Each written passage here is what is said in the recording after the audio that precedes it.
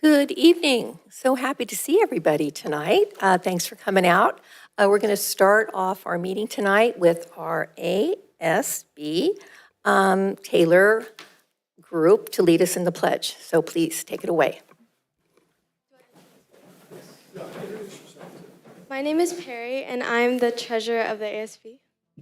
My name is Alana, and I'm the vice president for ASB. My name is Madison, and I'm the parliamentarian for ASB.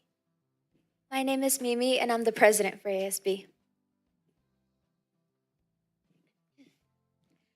I pledge allegiance to the flag of the United States of America and to the republic for which it stands, one nation, under God, indivisible, with liberty and justice for all.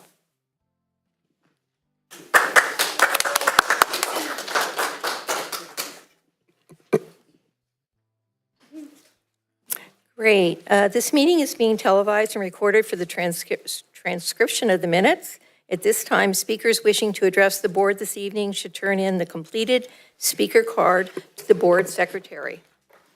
So can I ask our clerk, do we have any report in closed session? No, nothing to report. Great. Could I have an approval for the agenda? Motion to approve. I'll second. And all those in favor? Aye. Aye. Motion carries. Thank you. So the best part of tonight is the school spotlight. So Taylor is our School of Honor tonight. So Principal Zlatnich, would you like to come up and introduce your staff and your students?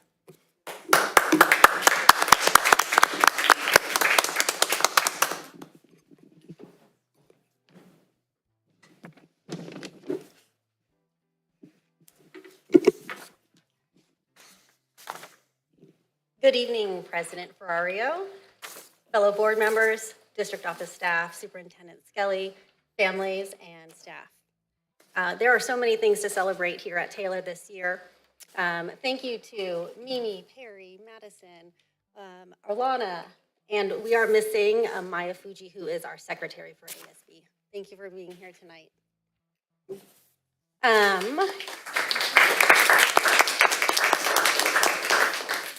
So we started this year's work way back last year. One of the activities that we did was we took a team of teachers and classified staff member to the first Launch Institute put on by San Mateo County Office of Ed. We did a million different things focusing on PBIS, positive behavior intervention support, and restorative practices. The great thing about this Launch Institute was that they brought in students with other advisors, and we really listened on how to, learned how to listen to the student's voice, give the student's voice, really build around equity.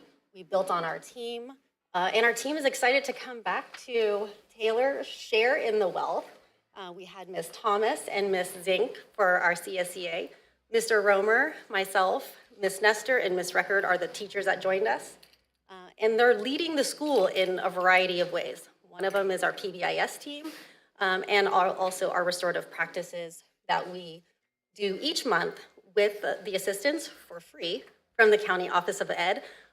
Big shout out to Greg Fry, our PBIS lead, and Stacy, I'm blanking on her last name, she's fabulous though. Russell, Stacy Russell.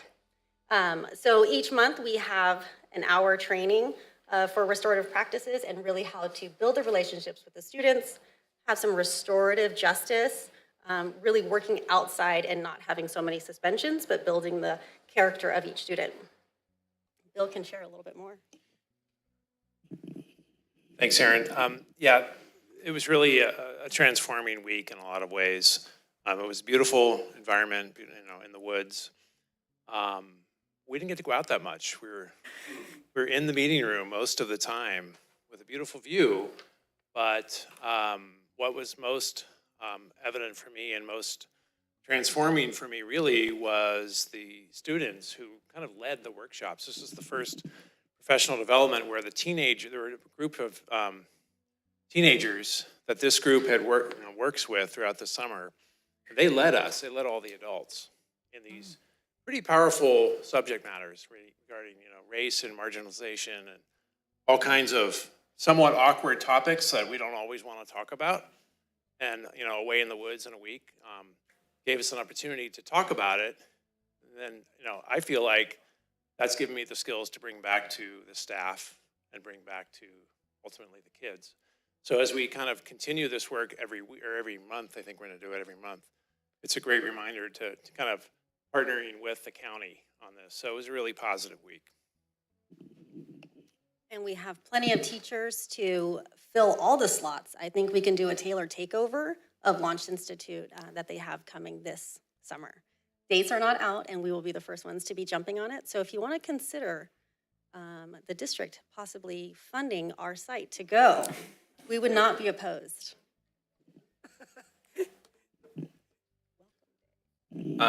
Welcome Day. So I think Taylor used to call this Maze Day because there would be lots of, Ms. Hurley helped me out, there'd be lots of stations that the kids would go through to kind of get orientated to the school. Linda Seguenza, our 6th grade teacher, really took the lead on this. In fact, Aaron and I were working at the summer school program, and Linda would show up and want to talk about Maze Day. We're like, no, we're doing summer right now. No, we have to do Maze Day. Or we called it Welcome Day for new families. So we're really focused on new families, mostly 6th grade families, but also transferring families in. And it was a beautiful day, outdoor activities, all the new kids were presented with leis, all kinds of stations. Happy Hall was there, the Mills Robotics team was there. There were PTA, of course, was there, MEF was there. So it was really just a lot of beautiful balloons from the PTA. So it was really just kind of a really nice kickoff for the year.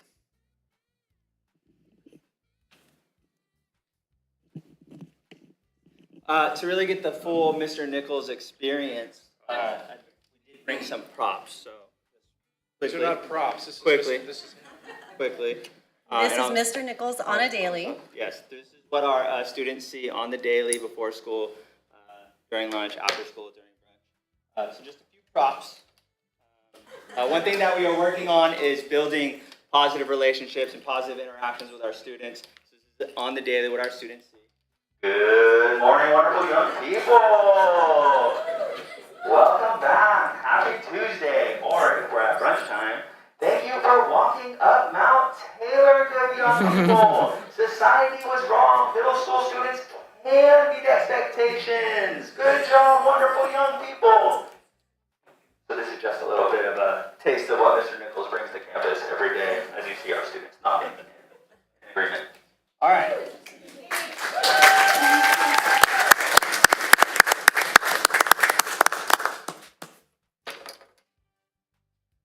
It also works. The kids are walking. Really proud of them. Yes, as I started, Bill said, we really need the students to walk up to the Shea Center. How can we get them to walk? It's a huge problem. So I'm out there every day with my megaphone, reminding them and thanking them for walking and meeting expectations and doing it the Bulldog way. So as you can see, me included, we have several new faces on campus. We have 9 new teachers, 2 new vice principals, myself and Mr. Romer. We have 1 new counselor and 3 paraprofessionals. And I would like to recognize all of them by naming them. So it does sound like it is a large turnover rate, but we're very excited for our new staff.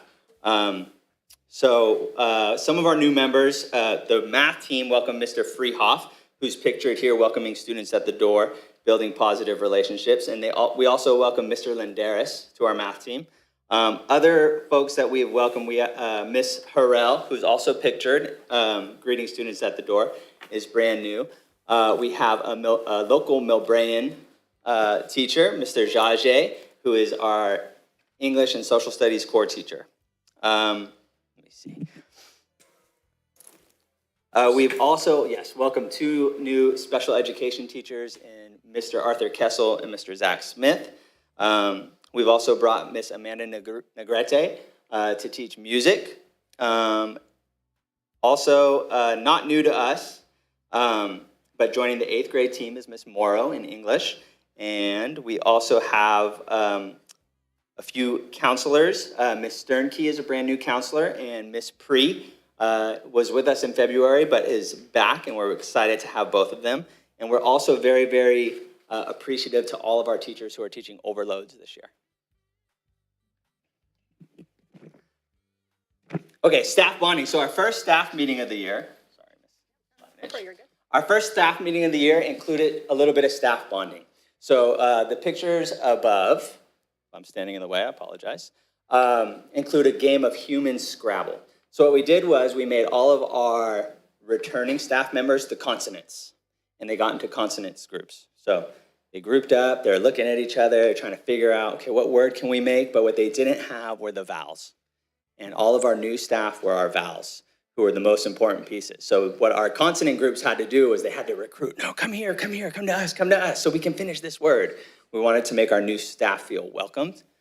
So they were the vowels, they got involved, and they were recruited. We need you, to come in and finish off those words. So a lot of fun, we got a lot of smiling faces up there. We also did a Taylor Talk Time. Thanks to Kathy Richardson for facilitating this, one of our English and history teachers. What our staff did was they paired up in two parallel lines and rotated about every 60 seconds or so, sharing questions like, if you live to the age of 90, would you want to maintain a 30-year-old's mind or a 30-year-old's body? After 60 seconds, they switched down to get to talk to as many new staff members as they possibly could. And what was great about the Taylor Talk Time activity, a lot of our teachers saw that activity and then they adopted it into their classrooms as a community builder for their first day of school. And on top of that, so Ms. Richardson has really taken the lead on the restorative practice piece with the PBIS, as well as Ms. Nestor. So we've broken things down, and these activities are not necessarily from Launch Institute, but inspired from Launch Institute. Our teachers creating welcoming classrooms, just inviting the students in. This is definitely part of PBIS, building that culture and climate that they can be welcome. So oftentimes you'll see teachers greeting students at the door as they come in, sometimes with a question of, what was the greatest thing that happened for you today? And the kids will answer and come in. I also wanted to recognize 3 new paraprofessionals, Alyssa Navarro, Arson Stus, and Justin Brook, and also our drama teacher, Lori Beth Foley, who is with us really because of the voice of the kids. Because we didn't have a drama teacher 2 weeks before school started, and the kids spoke up, and the parents helped, and way to go, kids. Now we have a drama teacher. So we're thrilled. Of course, it was a little bit of stress, but 2 months later, we're pretty happy about it. So, anyway, back to school night. This was really a fun night for me because as a longtime teacher, first-time administrator, I got to walk the floors and for the first time really see the teaching. I mean, even though there weren't kids in the room, but really see what each teacher is doing. And I felt really, really proud of our school. I really did. There were so many, not only the veteran teachers like Miss Hurley and Mr. Rudinsky. I'm not just calling out your name because you're here, but I watched them teach next to, the brand new teachers. And I just felt like, yes, we have a lot of new teachers, and that's a really good thing because we have new growth, and it's just keep going. So I was really excited that night. So we had a really positive night. I was supposed to give you more details about that night, but I can't remember. We also have Miss Fiore, who is teaching all 7th grade science this year in the library, and she also taught that lesson to the parents that came in. So they got to do a science experiment at back to school night about chemical reactions and what are some pieces of evidence that you can find to say that there was a chemical reaction, and that was a lot of fun. There was a great turnout. The families were very excited. There was such a good energy on campus before the start of the school year, but you could feel it on back to school night, and there were a lot of comments saying, it feels good this year. I just also wanted to touch on back to school night on what a great event it was, because it's really a community event. And Millbrae being such a tight-knit, small community, it's great because families are coming to campus and seeing family friends that they've had for years. So it's a lot of smiling faces, a lot of catching up, a lot of, wow, does it really take them this long to get up the Mount Taylor, up the hill at brunch every day? Yes, it does. But it was really a great event just to see the community really come out and engage with our staff and our staff engage with them. Really just wonderful night and speaks a lot about the Millbrae community.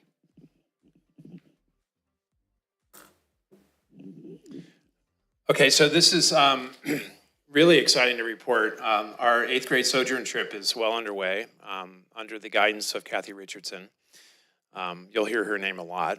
She's all over the building. We had a student assembly and we also had a parent night, information night. We're expecting lots of interest. I know, I think Mr. Radinsky, we had 4 or 5 teachers last year join the trip. For those of you that don't know, and I'm new to it, the Sojourn Project, I'm going to read a little bit, but it's empowering and transforming a new generation of leaders for social change. It's an age-appropriate living history trip for middle school students. And Miss Minnie Jean Brown Trickey, who is one of the original Little Rock 9, who segregated Central High School in Little Rock, Arkansas, will be on the trip. And she is, I think she's the hit of the trip for a lot of the kids. So that's really exciting. Kathy wanted to be here and spend half an hour talking about it, but we didn't let her do that. I'm kidding, she didn't really say that. All right, student leadership. We have a few student leaders in the room. Thank you again, student leaders, for all you do for our campus. Student leadership is super important to our campus. What I like to say about student leaders is student leadership are the architects of culture and climate on our campus.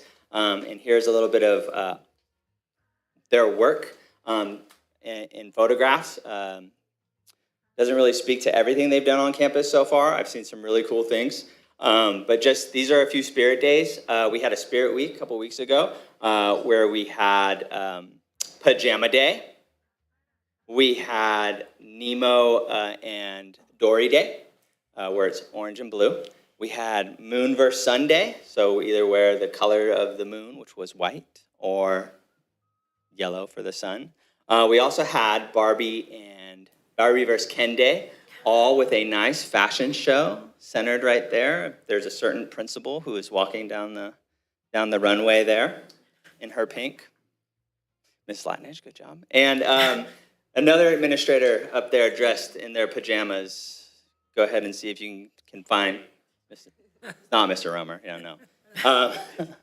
In my bright green dinosaur pajamas. It was very hot that day. The pajamas, I had them on all of 10 minutes, yes. Just for the yearbook Photoshop. I'm sorry, the yearbook photo.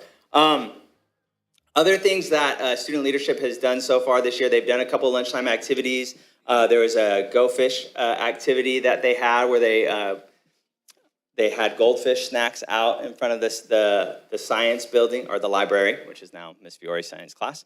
And we also had a poster party, which is pictured inside the classroom there.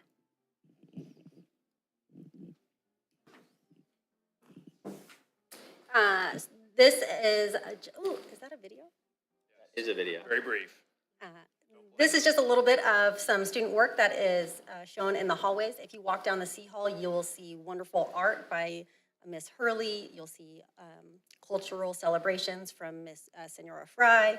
And Miss Negrete had this wonderful line dancing going on.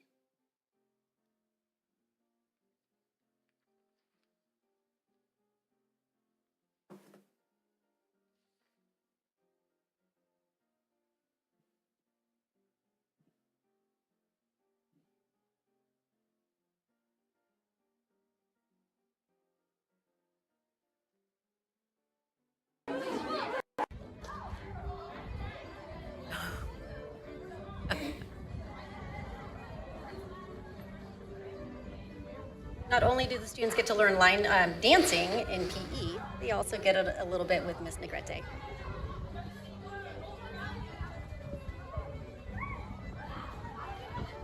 Through the efforts of MEF, who support the music program in Millbrae, we do want to share that music is running really large. We have 3 sections of about 60 students in each section, and then Ms. Negrete also does teach 2 elective classes. More student learning. We're always out roaming around the hallways or the yard, and this is where Ms. K is collecting data. We do love our data. Mr. Chen teaching his math lesson. Mr. Emery teaching architecture, where they are creating and will be building a cardboard structure as they come to the end of the trimester.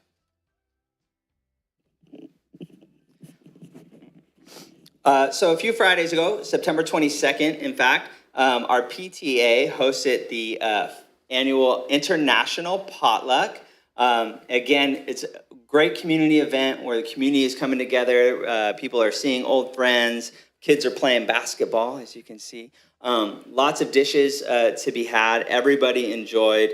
We're super lucky to have PTA partners that we have. We're super lucky to have partners like Layla of MEF, also pictured here. It was a great event, lots of international dishes. I got to bring my wife and my 7-year-old son to the event. He tried cotton candy for the first time, was not a fan, but got a lot of pizza. Yes, he filled up on pizza. What was also wonderful is some of our students even brought some dishes. So seeing all the skills our students have both at school and outside of school and in the kitchen was absolutely wonderful. It was a great event, very successful. Thank you to our PTA. Another community partner that we have that we're lucky to have is the Millbrae Park and Rec. Currently, Millbrae Park and Rec brings after-school sports to us. It's wonderful for our students. Currently we have volleyball, cross country, which is pictured here, and football. And coming soon will be basketball. Basketball season will be coming up. Taylor is very fortunate. If you have any history in Millbrae, you'll know that before this, we had pre-COVID, we had an after school or a homework club before and after school, and we also had the Boys and Girls Club on campus with us.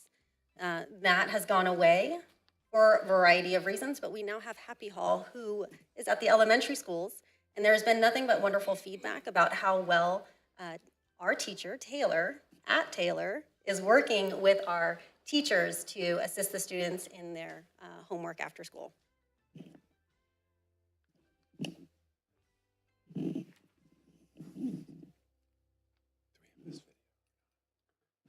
So there's been some great science experiments going on. So I don't know if you all have had dessert, but we had a video. We don't have the video.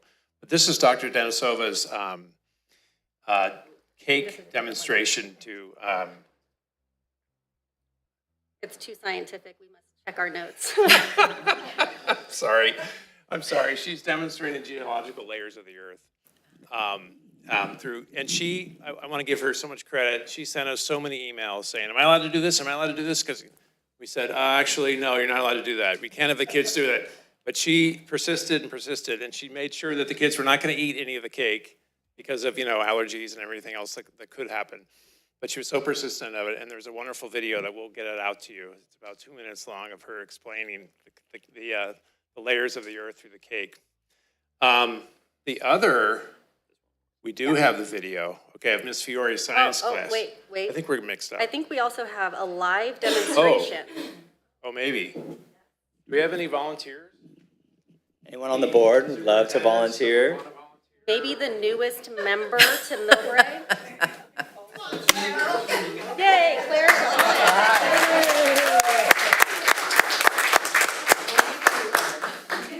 So this is,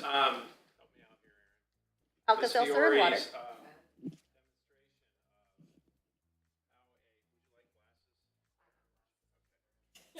Miss Fiore would emphasize that you still should wear goggles for safety.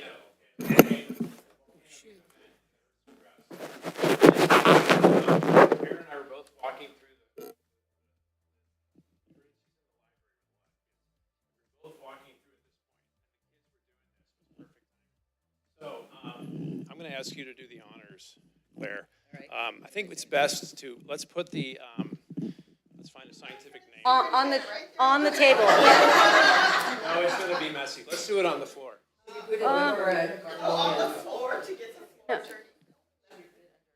The table will allow the camera to catch it. Just, you might want to move your papers.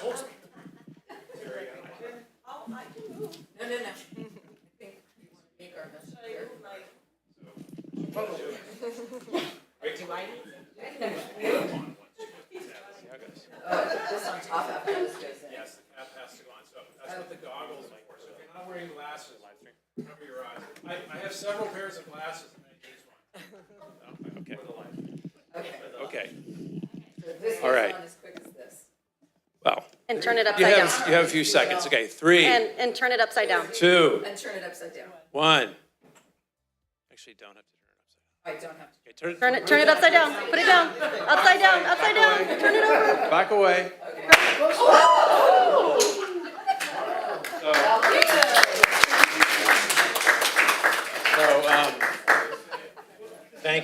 Thank you, Claire, for being a good sport. Very good.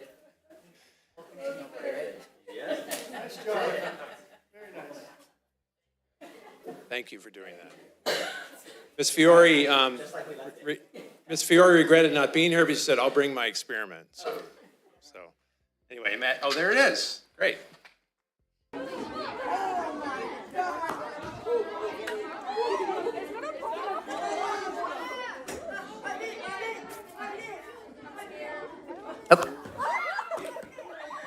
Imagine like 20 of those going off at once. Yeah, Oh, quite exciting.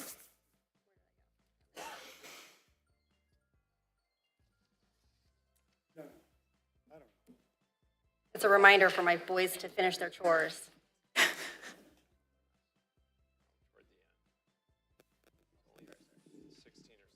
Can't find the cursor.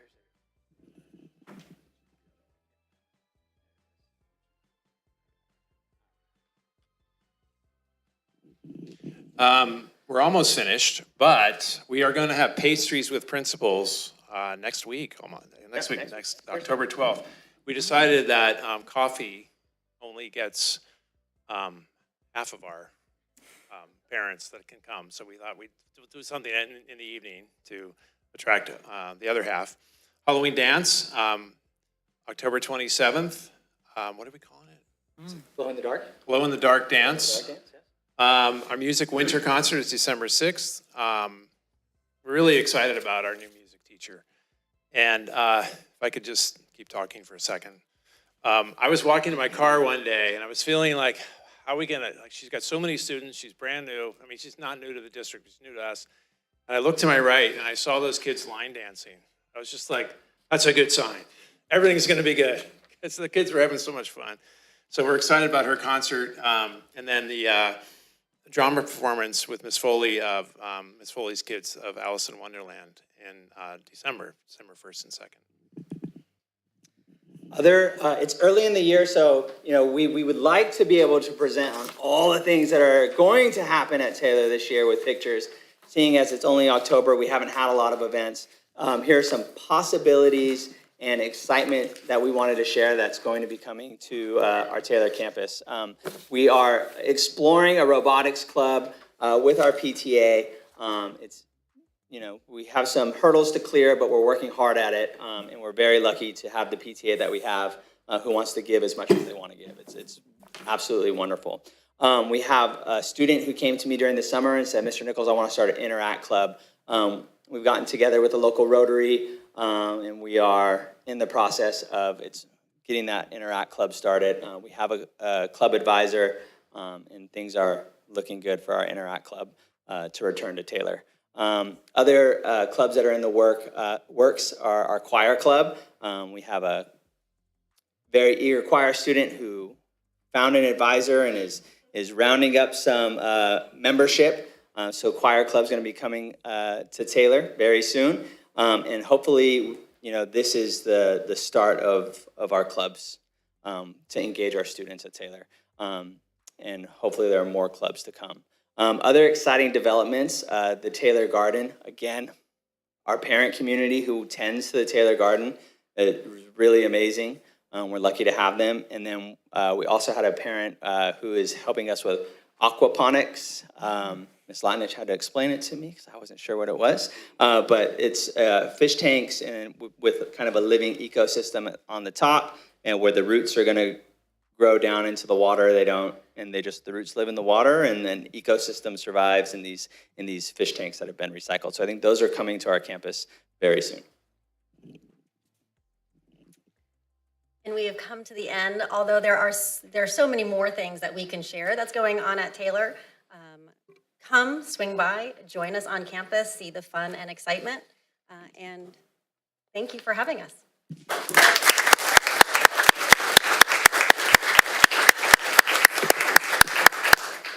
Well, I think you should stay up there at the microphone. Because I'm sure our board has some comments or questions for all of you. It's a wonderful presentation, but I'm going to leave it up to my friends here, if you would like to make a comment. Trustee Musa? Sure. I'm going to go first. It's better to go first because after, then you just have nothing left to say.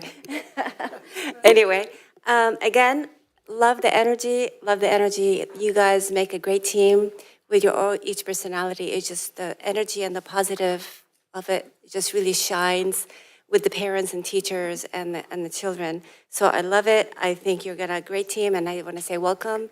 And all of our teachers, I'm just really excited about Taylor because I look at everything that you've shared with us so far. A lot of things are familiar, like the DC and all the stuff, but I love the new twists and changes that you've made to make it a little bit more fun and more engaging to our children to be a part of this democracy. Like kids wanted drama, they made an effort to bring it. And so love to hear their students engage in the music because besides math and science and all the stuff, it's the outside activities some kids, really excel at. So I really want to say thank you, and I appreciate everything that you do. And thank you for all the teachers and staff and all the parents that really get involved because it's a community and it's all about the kids at the end of the day.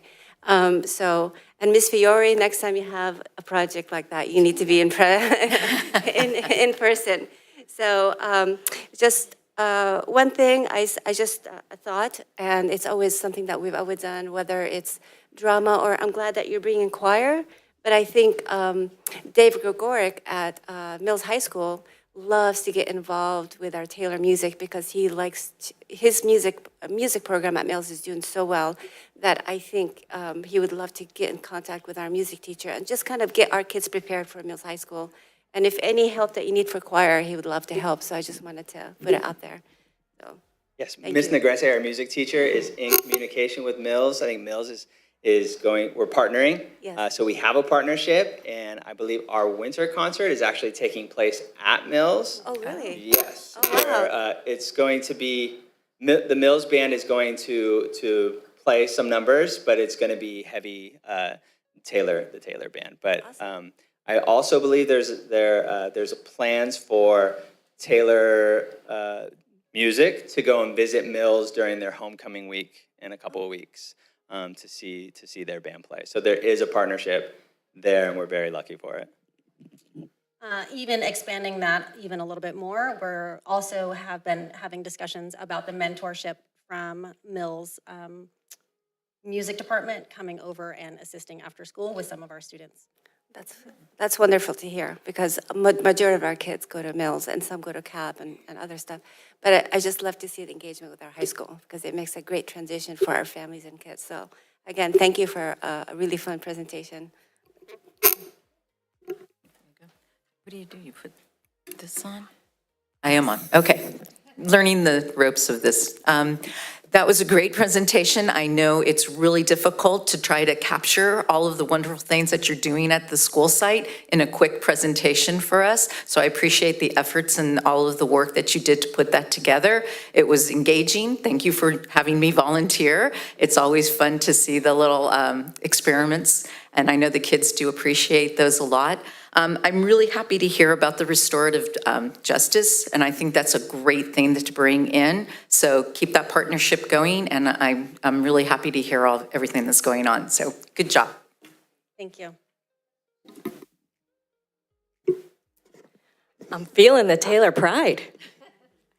I loved it. It's so fun to see all of the wonderful things that are happening. I hear about things a little bit piecemeal, but then when you put it all together, you realize what a massive effort it is and all the things that are going on. And, the positivity, the energy, it's thoughtful, it's intentional. I had no idea when we hired you, Chris, or AP Nichols, that it was going to be the full Nichols experience. But I think that all of that that's going on is truly wonderful, and that energy is contagious. And I kind of feel it throughout the whole school population and the community. And like I said, I'm feeling that Taylor pride, and I'm excited for all the programs coming up. I'd love to know when Miss Minnie Brown Trickey is coming, because, she usually does come to speak. And I always think that it's wonderful to bring that speaker to the entire community and to make that well-known, because, she's truly a special experience to be heard. And then I do have an aquaponics fish tank I can donate to you all. Really quick, I just wanted to speak on how lucky I am and how fortunate I am to be welcome to Millbrae and bring a lot of Bulldog pride to our school. What I like to call my style is obnoxious positivity that will turn into infectious positivity on our campus. So thank you. Appreciate you. And just to add on to that real quick, last year, I'm fortunate to be here for my 3rd year and very grateful for the opportunity. And over the years, we started last year with ask questions, build relationships. And after our Launch Institute, we went ask questions, build relationships, be consistent. And so each year we just continue to build upon one another, and we continue to get better. And we really do have a dynamite staff throughout the campus at Taylor. Sure. Well, Aaron, you really have a energetic team here. And I don't think we ever had an explosion in City Hall before. So that was exciting. We want to be memorable. It did scare the crap out of me, but that's okay. It was a lot of fun. I really enjoyed it. But they see and hear about the students and their involvement. Getting the kids involved in what you're doing is tremendous. It has such value. And I know that you have a really good team here right now. I could feel it. I feel the energy. So thank you for that presentation. It was great. Thank your staff too. Thank you, staff, for a tremendous job. And the students did the Pledge of Allegiance, in your presentation. Superb. Thank you so much. A lot of it is thank you to our students, where they were as 6th graders. I'm pretty confident that some of them, their parents would say, "Are you talking about my kid?" So it's great to see their growth, and our culture at Taylor has cultivated students to have a voice, and that's what we want to build on. Not to repeat anything that my colleagues have mentioned, but I just have to say that I've always believed that school needs to be fun, and you're really making it fun. So if we want kids to come and attend, we have to make sure it's fun, and because attendance has been such a challenge at all of our sites. So thank you to Taylor for doing that. Chris, I want to borrow your megaphone, because I have, okay. And the other thing I just wanted. Yeah, 2 megaphones. You can come join me at recess and lunch. Okay. And the other thing is, I applaud you for listening to students. I mean, I know you always do, but student voice is so, so important. And just hearing from our folks back there and knowing that you're really entertaining and listening to their ideas just speaks volumes about your site. So thank you so much. It was a wonderful presentation. Taylor couldn't be in any better hands. So thank you, all of you, and all of you out there too. We're going to make one last plug about how awesome Taylor is. Last week we had come off of a bit of a maybe cloudy week the week prior, so we're like, let's have some fun. So we did do Name That Tune, and we played music over the PA system. Our students loved it. They participated. The first caller in each day was a different number. The winner would receive Smarties as the reward, and then, of course, they got to brag around campus. So we are looking for fun, but we're really just trying to build those relationships and increase that academic learning. Thank you so much. Who's going to wear the bulldog costume? Oh, I should Wait, have known. Mr. Romer, if you wanted Volunteers to. over there. Oh, Yeah, you wanted to? Oh, our okay. students take Students great first, leadership. yeah. I think it's supposed to be a secret. Not supposed to reveal who's in it. That's Never why do. many of them raise their hands. Thank you. Thank you all.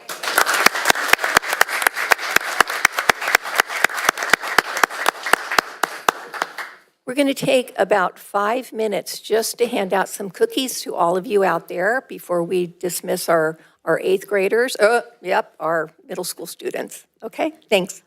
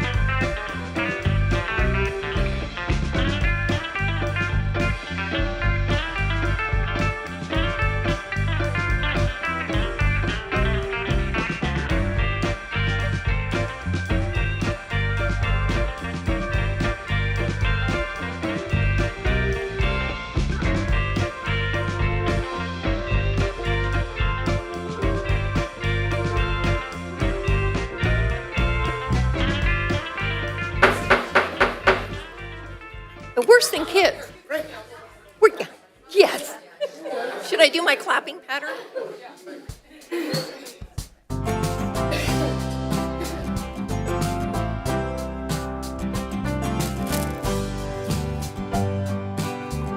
Okay, Dr. Skelly has a few words for us. Well, thank you very much. I know we've got a presentation, and I'm sort of jumping out of the order here a little bit, but I do want to, at the last board meeting, you appointed a new principal for Lomita Park, and so tonight I want to give Janine Malatesta a chance to come up and say a few words about her background and maybe her experiences 2 days into the job here. But we really appreciate you coming in. The school has, had Terry there for a few months, but she needs to get back to her day job. And so we're really excited to see your work. I've been over there every day, seeing, and things look like they're running well. So thank you for your work here. So come up and say a few words about yourself.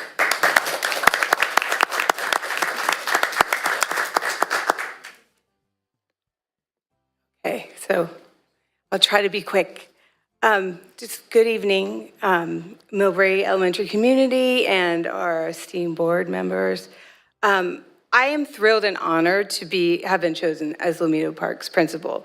The first couple of days, what I've noticed is just like this theme of helping. So people helping me, children helping each other. Like today, one little girl was crying, so her friend came up and held her hand and hugged her. And I just keep seeing things like this, like in the past 2 days. I just see helping.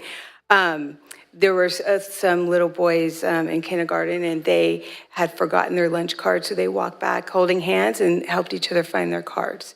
So it's just beautiful to see. So I'm just learning a lot from the wisdom of our students, our family, the staff and faculty, and they're just so supportive. So a little bit about me. I was raised in South San Francisco, also by very hardworking parents. And I'm a first-generation college graduate, and so that's helps me forge a personal connection with the hopes and dreams that resonate with Lomita Park's students and their families. I really would like to thank our interim principal, Terry Brenner, for her exceptional leadership during the transitional period, and she's so committed she's helping me and helping the students, and the school community has really laid a solid foundation that I am fortunate to be able to build upon because of her guidance. And so I'm really excited to be part of the team and working together with everyone to continue the joyful environment where all the students are learning and thriving. So I want to say thank you.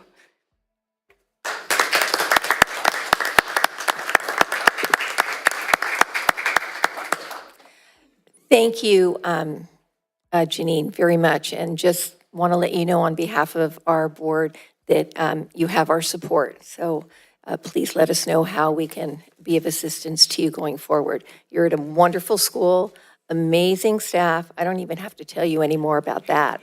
But as long as you listen and show your heart, you're going to do just fine. So thank you for coming in. Appreciate it. Okay. So we're going to do just a brief announcement here. I already mentioned about speakers cards. Do we have any speakers cards tonight?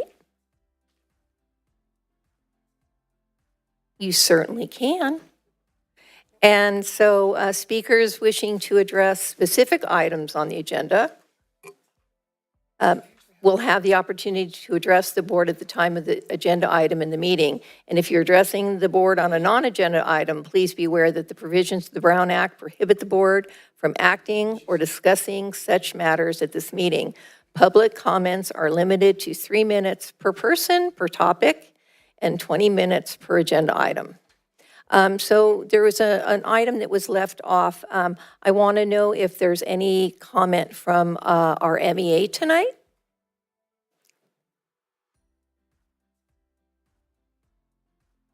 Thank you, Mrs. Colombo. Good evening, President Ferrario, trustees, and Interim Superintendent Skelly. My name is Jennifer Colombo, and I'm the MEA President. On behalf of MEA, I'd like to welcome Trustee Beltrami back to our district in a different light. Not only do I get to see her daily picking up her granddaughter, but then when I'm here, I get to see her as well. So she's really learning the ins and outs again of Millbrae and the community. And also welcome to Superintendent Skelly. It's nice to have you here. Heard great things about you. And we look forward to working with the board and you as well this year. I want to say great job to Taylor, great presentation. It's nice to meet you both. MEA board this year will be meeting with the leadership associates actually later this week to give our input on hiring a new superintendent. And we appreciate the opportunity that was given to us for the input. Also, as we approach our upcoming negotiations later this month, I am hopeful that we will again be able to settle our contract earlier than we did last year. So thank you. Have a good evening.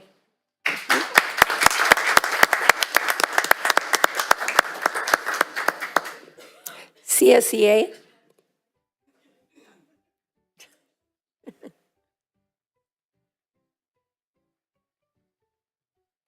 Good evening. I came to support Taylor, my wonderful team here, and had no intention to speak, but I'm here. Diana Thomas, the CSEA president, and first I want to welcome you as our interim superintendent, Mr. Scully, and Claire, welcome to the team, Ms. Beltrami. We just, are getting underway. Our people are working hard. Of course, anybody who knows, we are the backbone of everything that happens in the schools. And we are ready to get to the table and talk and get this year started with our negotiations. And just want to give a shout out again to Taylor for their great presentation. And I'm proud to be part of that team and looking forward to it. It's a great year. And thank our board for a great admin that we got. Thank you.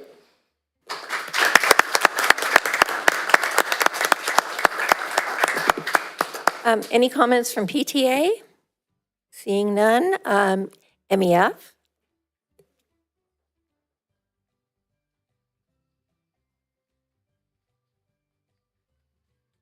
Good evening, everybody. How's it going? For those of you that don't know me, my name is Layla. I'm this year's MEF president, and we are off to a great start. Last school board meeting, we got to write that beautiful check, and just to let you guys know, we are already well underway with our fundraising efforts for this year. We wrapped up our annual fund drive this week. Actually, Sunday, we gave folks an extra day because we were getting midnight donations. So we said, okay, we will enter you into the raffle if you do it this weekend. So for those of you that don't know, our annual fund drive is our parent participation part of our giving. The ask every year is this year is $800 per student, and it's an opportunity for parents to give directly to their children's education. So our goal this year is to raise $750,000 for the school district. We got almost there last year, but with operating costs, our check was $650. And just for the annual fund drive, we're at almost $140,000 this year. So, and we really want the annual fund to be the driving force for our fundraising, because that means that we've got parent buy-in that they're giving to the schools. The gala is huge, and it's typically a quarter of our giving. We want annual fund to really eclipse that, because that means that most of our parents are giving, and most of our parents are paying attention and getting into the work of raising funds for schools. So I know I only have 3 minutes, and I'll just wait for you to cut me off, but when I hear the Taylor team talk about Miss Fiore having 50 students in her 7th grade science class, I think to myself, that might be something that MEF can help with, right? If we raise enough money, to me, that's a funding issue, or it's a attractiveness issue, and getting talent and keeping talent in the school district. Like, class size is a huge deal, right? So I hear things like that, and I'm like, okay, that tells me we need to keep pushing and we need to keep going. So that 140 number is without corporate matching and without folks who have to give through Benevity. So we'll get those monies later. But we're really encouraged by that start. That's more than we had at this point in the annual fund last year. So we're just going to keep growing, if that's okay with you guys. So our next event is more of a community event. It's our fun run, and that is back. We were gone for a year or two, but we are back because we know the value of community events that also have a fundraising component. So the fun run this year, it's a $45 registration fee. That will get you a t-shirt, that will get you a pancake breakfast, and that will get you a virtual run where you can compete to get the top time as a 5K runner, and then you just do it on your own time between November 4th and November 18th, and we will publish those and you will get a prize if you are a winner. Also, folks who have the most miles or minutes, the top 3 folks will get a prize as well. And we're going to kick all of that off November 4th out at Taylor with the pancake breakfast from the Lions, and registration is open. So if you have not yet donated to the annual fund, please do so, millbraykids.org. And if you haven't registered for the fun run yet, then we're looking forward to seeing your registration come through. And you get a very cute t-shirt that we designed and we spent hours deliberating over. So we're really excited about this year and what we can see our Millbrae community do. And I have a 6th grader now, so Taylor's report was very important to me because as a new middle school parent, I just don't know what to do because it's middle school and it's scary, but I'm encouraged by everything that we're seeing going on at Taylor.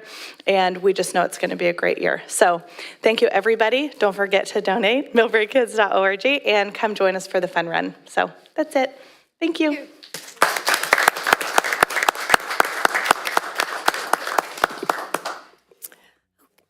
Okay, we're going to move along to our next presentation, which is Studio W, Brian Whitmore.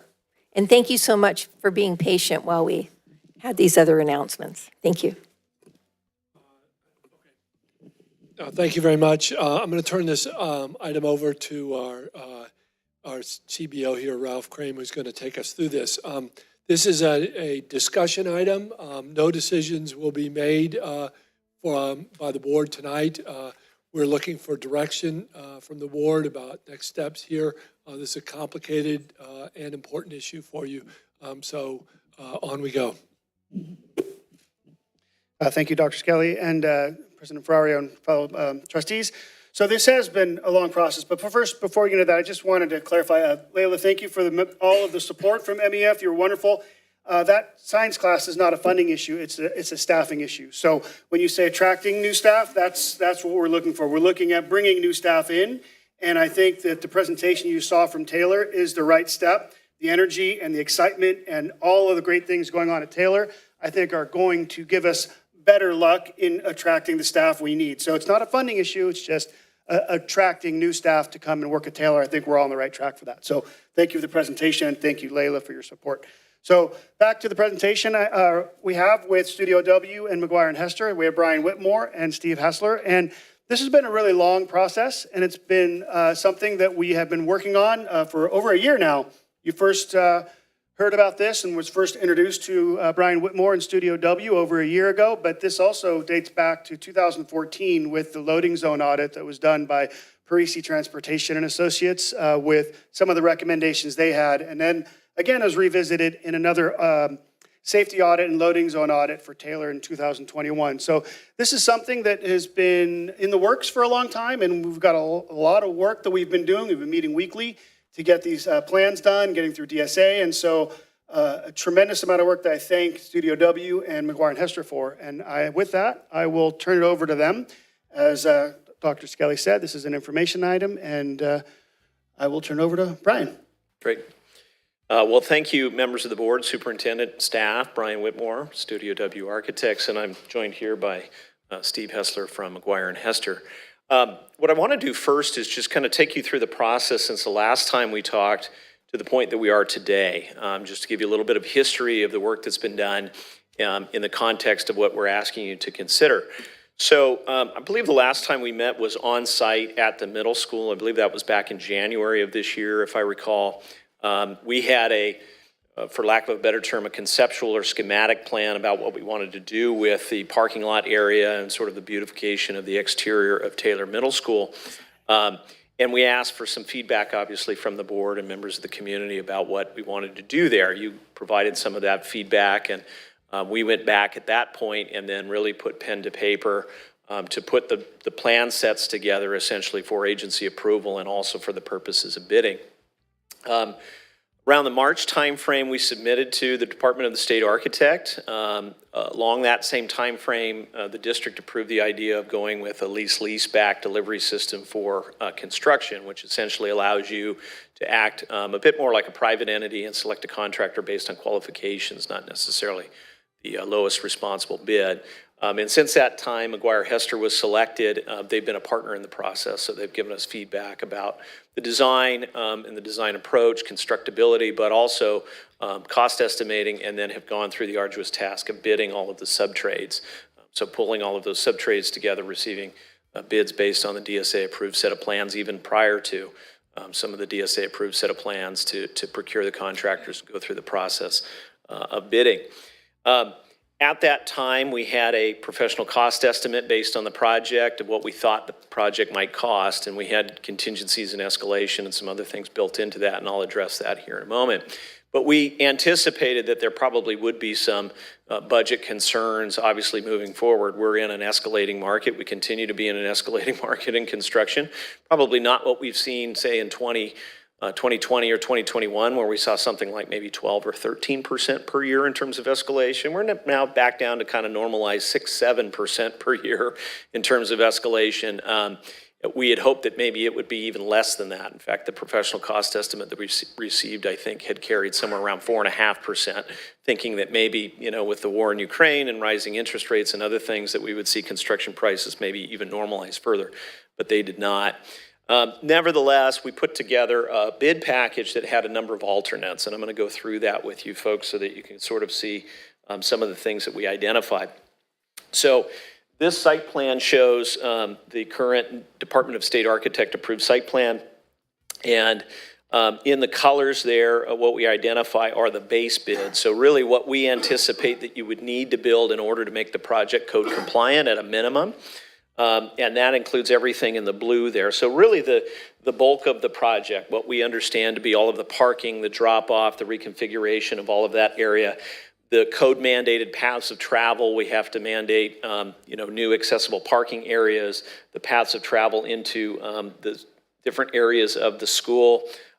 There was a switchback ramp and some other things that we had to add there as a result of DSA. And I'll go in more detail of some of those elements. Some of the other things, though, we identified as alternates to sort of give you a menu then to select from included the area in red. That's the amphitheater that was designed around the tennis courts area.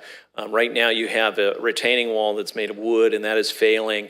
And the thought was to try to make that into a more useful space by creating more of an amphitheater type seating area. Of course, every time we do that, we have to then meet access compliance for that, so on and so forth. So the scope on that grew a little bit. We had sort of a new front door, so to speak, exterior front door to the site there. If you see sort of on the right-hand side, just below that yellow area, that area is, we developed kind of a new entry archway, recognizing that that's an easy sort of plug-and-play element. The area in green, that's a little bit of an outdoor beautification of the outdoor learning area that's outside of that building there, Building E.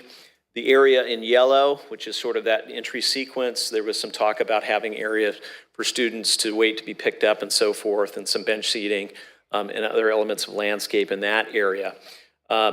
Alternate number 5 is some of the EV charging stations. There's an opportunity to take advantage of some credits associated with EV charging here in this region, and so we added some EV charging elements there. The code mandates now that we provide a certain number, and so we were looking at a certain number more to take advantage of some of those credits. So there were opportunities there in the lower portion of the parking lot and the upper portion of the parking lot. So these were some of the things that we were considering as we went through the process of bidding. Right around the time that we were receiving DSA approval, we put the plans into McGuire-Hester's hands, and then they put those out to the street to bid each one of the sub-trades, get as much feedback as they could, and then that's where the rubber meets the road, where we get the actual numbers associated with this project. So this gives you an idea of where we're at with the base bid. So this is the base number, just that area in blue.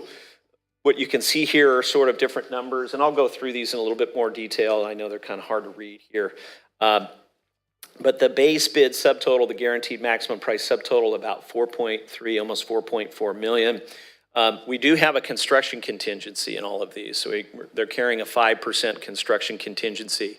Our history is that really is a slush fund. If anything comes up that's unforeseen, we have monies to obviously deal with that. And what you'll see when we calculate the soft cost, so the cost beyond the cost of construction, we've even added another contingency to that. Historically, we've probably given back about half of the contingencies on these projects, so maybe around 2.5% is realistic. So you can expect some of that to come back, but nevertheless, we do want to carry some contingencies in these costs. Then there's a bonding fee, and then that's where we get to a base bid grand total for guaranteed maximum price at around $4.6 million. These are the costs of the alternates then, as additional alternates if we wanted to consider those. Please note that the items in red are really just Steve's best guess about where those would come out, because depending on exactly which ones you might consider selecting, they might change a little bit, but I think this gives you a good rough order of magnitude. So to add the amphitheater element is about another 1.2 million, including about 60,000 in contingency. The archway, about 388,000. The building E site work, exterior site work, another 436,000. The entry site work, alternate number 4, that's nearby the entry area, 473,000. And then the EV stations north and south, right around $200,000 each. One of the things we have to consider, though, is that hard construction cost is only a portion of what you're going to spend on total project cost. So one of the things that we did was we tried to identify what do you have left to spend, and then what are you anticipated to spend when it comes to what we consider soft costs. Okay, so starting with just the base bid at 4.6 million, we added that 3% contingency, so now you're carrying somewhere around 8% contingency. Again, hopefully some of this coming back, or most of that coming back. And then you can see that soft cost estimate there at the bottom.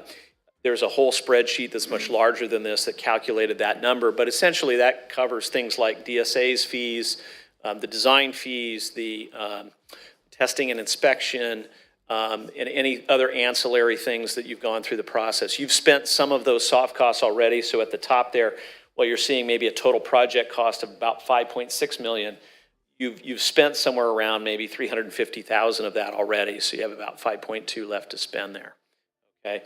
If we take the base bid plus all of the alternates, so that entire menu of alternates, I think, what do we have there, a total of 6, we add the district contingency that we're recommending you carry at another 3%, and then the soft costs, because soft costs are oftentimes a function simply of the construction hard costs, we get closer to about $9 million in total, project cost, of which about 8.6 you would have left to spend. So what are some of the things that changed from when we originally had come up with the concept to where we are now, which doesn't completely account for the change in cost, but certainly accounts for some of the things. One of the things is that there's a number of retaining walls out there that we had to put in because of just the change in grade.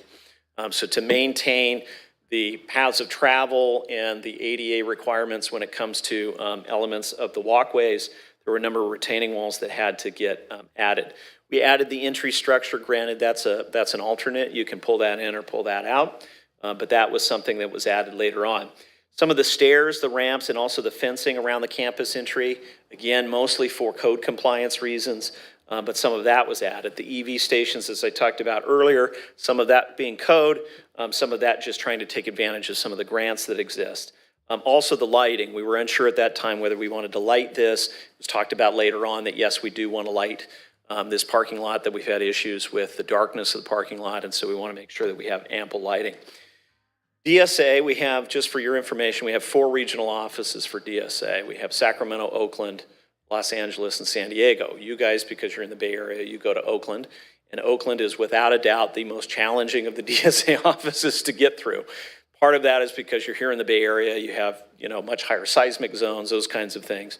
But they added a number of things just that they felt were necessary to make this project complete. The ramp at the upper parking area that leads down to the amphitheater, they wanted to make sure that you had access compliance to that area. Additional railings, as well as some of the access components to the amphitheater itself, some of the additional striping and the additional walkway there at the amphitheater, as well as additional fencing and accessible parking. I think the biggest thing, obviously, that's contributed to the cost piece of it, though, is the fact that, again, we were carrying along with our cost estimation at that time, closer to around maybe 4.5% in terms of construction escalation.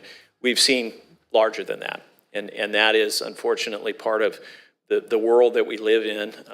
What you experience at the grocery store, at the gas station, we're experiencing that when it comes to construction costs.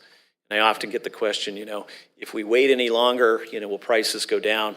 Oftentimes I say it's always better to do it yesterday because costs continue to rise. A lot of bad news, but I'll give you a shred of good news. One of the things that we did as well was look at, are you eligible for some state grant funding? Now, keep in mind, the state currently does not have any ability to pay out state grant funding because the last bond that we had has been a number of years ago now, is completely spent. However, the state is looking to put a new state bond on the docket for next year. They're talking about either March or November. Assuming that passes, you already have DSA approval on this project. So one of the things that you can do is apply for the unfunded list for this project. This project falls into the category of what they consider modernization. And the way modernization works is for every dollar that's spent, you can receive up to 60 cents back. So you putting forth 40 cents, receive 60 cents back up to that number there on the right-hand side. So if we take Taylor Middle School, for example, you have a total project eligibility of $9.6 million. So if you were to spend up to $9.6 million, you could receive as much as $5.8 million in return. When might that happen? It's a good question. If a state bond passes next year, it's possible that I would say you'd see that money at the end of 25 or early 26. And so you could pay yourself back 60% or up to 60% of the dollars that you spend. As you can see here, you're actually eligible at a lot of other sites. Green Hills, Lomita Park, Spring Valley, and also Meadows Elementary at varying degrees. And this is an argument, I know you went through the process of trying to pass a bond back in 2022, but it's an argument to try to continue down that path, because if you can pass that bond and you can put forth the 40% district share, you can receive the 60% back on these projects. There's also new construction eligibility. Unfortunately, you're not eligible for that. That's where districts are growing. So obviously, if your kindergarten and other grades were growing, you might see some new construction eligibility.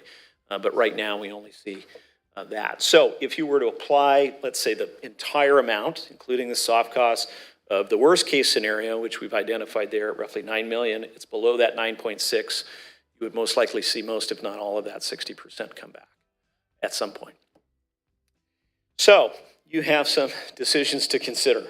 Let me give you some thoughts on the options that are available.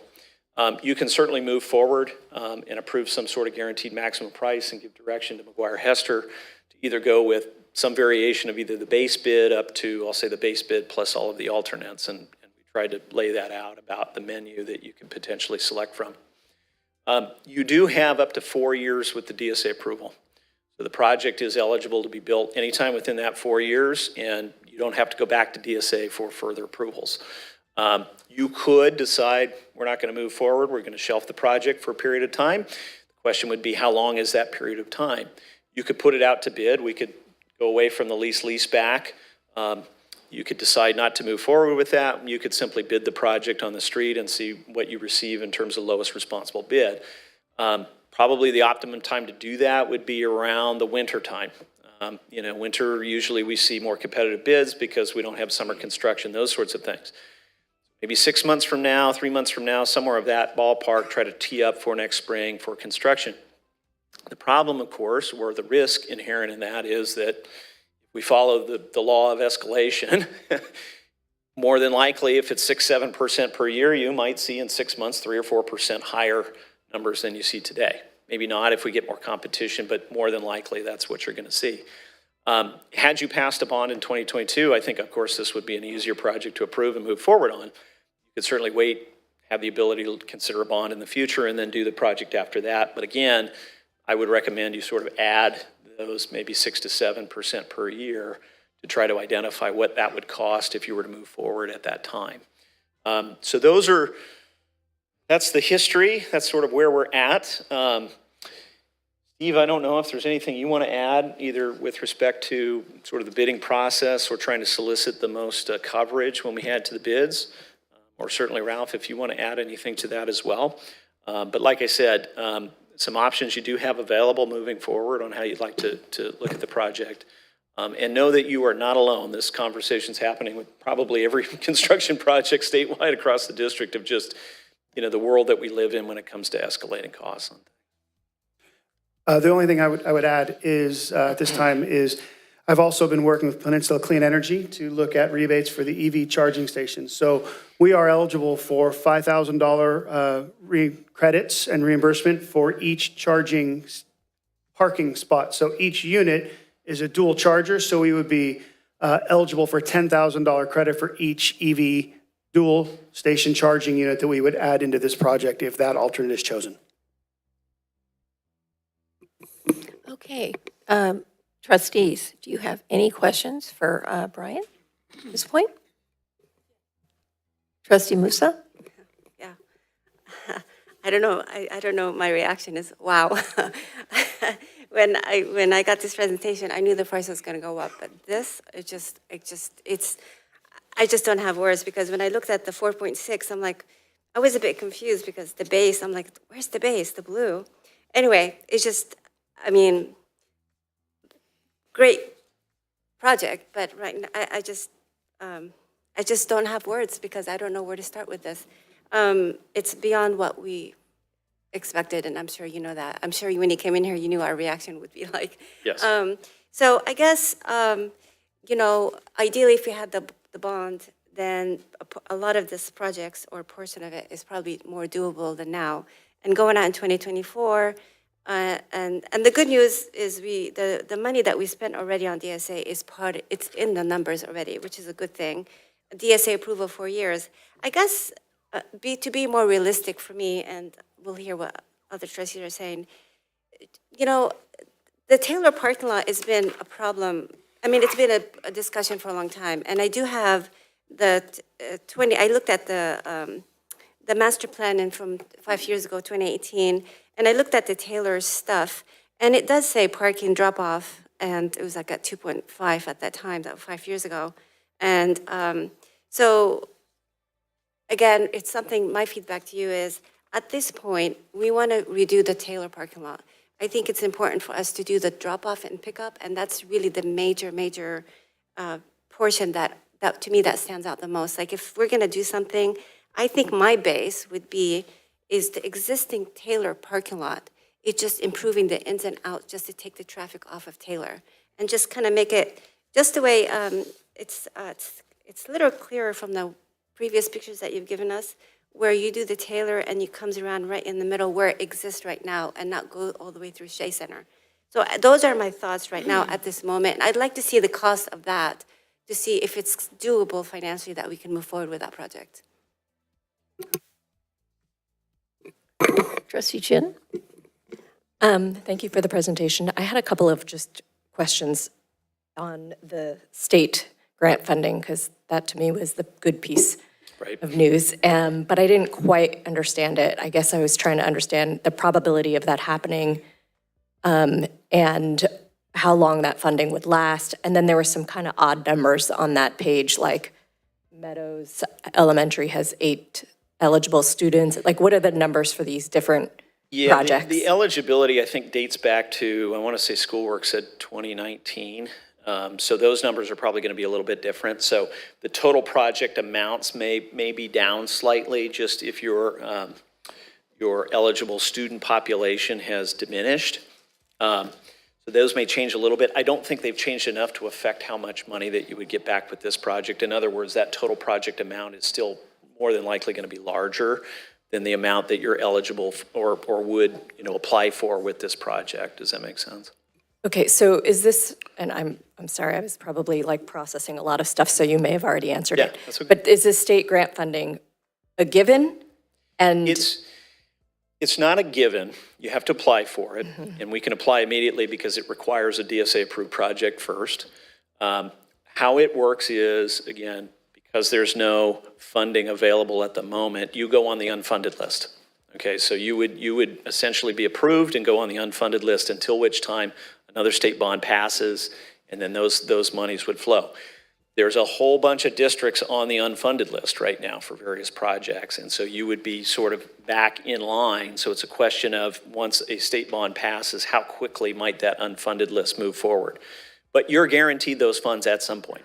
So as long as a state bond passes in the future with an approved application, you will receive that funding. And in fact, one of the things that does happen is these numbers do go up as well because of escalation. So they will get, changed over time. So my guess is that, and by the way, the state is also, OPSC, the Office of Public School Construction, and then also CDE, the California Department of Ed, they're going to have their points, and they're going to say, well, we might think this might not be eligible or that might not be eligible for the project. But I would estimate that probably at least 50% of what you're going to spend, including soft costs, is going to come back to you at some point, assuming you file that application. And a little more about that. If the direction is to move forward in any way and look at state funding reimbursement, we will work closely with SchoolWorks to update these numbers and get better data as far as the number of students, because you referenced 8 students at Meadows, and I see that as a potential error as well. So we would look to make sure we have good numbers from SchoolWorks. And the other thing here is you can add other projects along the way to get reimbursement as well. For instance, if we did the basketball courts, that alone would not meet the minimum required for reimbursement, but added to this project, we could also get some reimbursement for that project as well. okay, so why wouldn't we apply? Are the numbers there tied to a specific project? Like that 9.4 obviously looks like it's tied to this. Yeah. Does the eligibility cap depend upon the total number of students? Actually, there is no correlation between the 9.6 you see here and your project. That 9.6 is actually dictated by the eligible students and the age of your facilities. So it just so happens that it's pretty close. Oh, that's what I was wondering, because I was like, oh, okay. It is its own number. But like I said, because it's higher than what you're proposing, for example, here at Taylor Middle School, you can expect that most, if not all of that 60% will come back to you. If you had a project that was, say, $10 million, that's going to be higher than that total project amount. You're going to leave some money on the table because, unfortunately, it's more than what you're eligible for. Okay. But you have to have a DSA-approved project in all of these cases. So, for example, if you wanted to go to Green Hills and say, we want to submit for that eligibility now, you would have to go through the process, have some sort of project that's DSA-approved that would be more than or equal to $4.2 million in total project cost in order to receive that 60% back. This is why we often try to tell our clients, if you have the ability to at least get the projects going and get them DSA approved, you can apply for these funds and get in the queue and be on that list so that when a state bond passes, you're ready to go. The hardest part is when you're not operating under a bond, you don't often have even the funds to go and hire the architects and go through the process of DSA and approve those projects to then apply for these funds at all. So that's always the conundrum that we're facing. I mean, I think for me, I'd like to understand generally like what other monies we could be given with some of our existing projects that kind of reduce, the Fund 40 budget. Like if we thought we were spending, I don't know, $500,000 on a project at Spring Valley and it's now only going to be $200 out of our pocket, then that's sort of money I think, okay, that changes the budget calculation in my opinion. So I would love to kind of understand that more after that. And this is hopeful to at least know that if we do approve something, we could apply for the funding, even if we want to go 4 years from now, correct? That's correct, yeah. A lot of times we'll see our clients simply go through the process of DSA approval and apply for the funding, and then they wait until that funding comes through. The only challenge in doing that, of course, is escalation is usually going faster and higher during that waiting period. So recognize that at some point you're probably going to put forth more of your funds in order to build those projects because this doesn't grow at that same rate. But it does give you a little bit of a roadmap as an aside to this project of just where do other funds exist and how could you potentially take advantage of some of these if you were to put forward projects at these other sites. Okay, understood. And then one last question, which is on the lease back, which I know we've explained at least, I don't know how many times, but if you could just explain it one more time. Sure. Especially for all of us to be on the same page, that'd be great. Yeah, so leaseback is part of the education code. It really derived from the idea of financing, so financing projects when school districts didn't have the money to do that. What it enables you to do is to, like I said earlier, select a contractor based on general contractor based on qualifications. So it's a qualifications-based selection process rather than a lowest responsible bid. When you put the project out on the street to bid, you're required to take the lowest responsible bid number. The knock on that is that, you know, if we're not perfect with our drawings, you're going to potentially see change orders that are going to come out of that or unforeseen conditions to where then that project is now higher or more expensive than what you would have thought. Leaseback is essentially, so what happens is there'll be a site facilities lease drawn around the parameter of this project. You're going to be leasing it back, or the contractor is going to assume that lease and they're going to lease it back to the district for the cost of construction. That's how it works. And so while you're paying for construction like you would to a normal general contractor, you're really paying a lease payment is the way that it ends up looking. But what it enables us to do is get that contractor on board early, work with them on some ideas. So for example, the idea was brought forth about maybe do we downsize and consider this sort of stuff. Now we have a partner we can work with to sort of say, okay, what might that look like? What might the costs associated with that be? How much money might we save before, you know, we suggest you move forward in some sort of redesign? So those are some of the benefits in that process. I think one of the things that people look at when they consider leaseback is, well, you know, are we paying a premium for that because you don't have the competition at the general contractor level? Keep in mind the general contractor is only a portion of this project. The biggest portion is all of your subtrades. So when we go out to bid, we look for subtrades, we want to get at least, you know, 2 or 3 different subtrades that are bidding these projects. Now, you're still not required to take the lowest responsible bid in each case. That's what's great about leaseback. We can say, hey, you know, the electrical guys, we think they left out, you know, X, Y, and Z, so we're going to take these folks because we think that's a more complete bid. You're not going to get change orders later. So they've done some of that work to basically make sure that these bids are complete. And hence the reason we call it, you can see the term here, GMP. It's a guaranteed maximum price, meaning that's a ceiling. We don't want to go over that. We're not going to come back to the board and ask for a change order later. We've got enough contingency and everything covered to where if we go back, we're drawing from that contingency amount rather than drawing from, you know, change orders that would occur later. So that's one of the benefits of that process. Again, you don't have to necessarily deliver the project with leaseback. You could decide to hard bid, try to get as much competition as possible. But the concern or the risk there is that time you wait to then go out to bid, potentially the cost goes higher. And, you know, it might look good on bid day, but at the end of the project with the potential for change orders, it could be something much different. And you don't have that guarantee of the maximum price. Sure. I think the problem that I have right now is everything sounds really good, but it's contingent on a bond passing in the state of California. That's a biggie right there. Sure. That scares me. That's really skeptical. And they failed in 2020, March of 2020. Exactly. So I'm not sure if this is the right project, this massive project for us. I know that intentionally we wanted to redo the parking lot. You know, and 20 feet away is a basketball court. It's totally unusable. And so, you know, just getting staff input, stakeholder input at that Taylor facility, we were told that parking lot is important, but the more important thing is the basketball court where our kids are playing 5 days a week, including after school sports.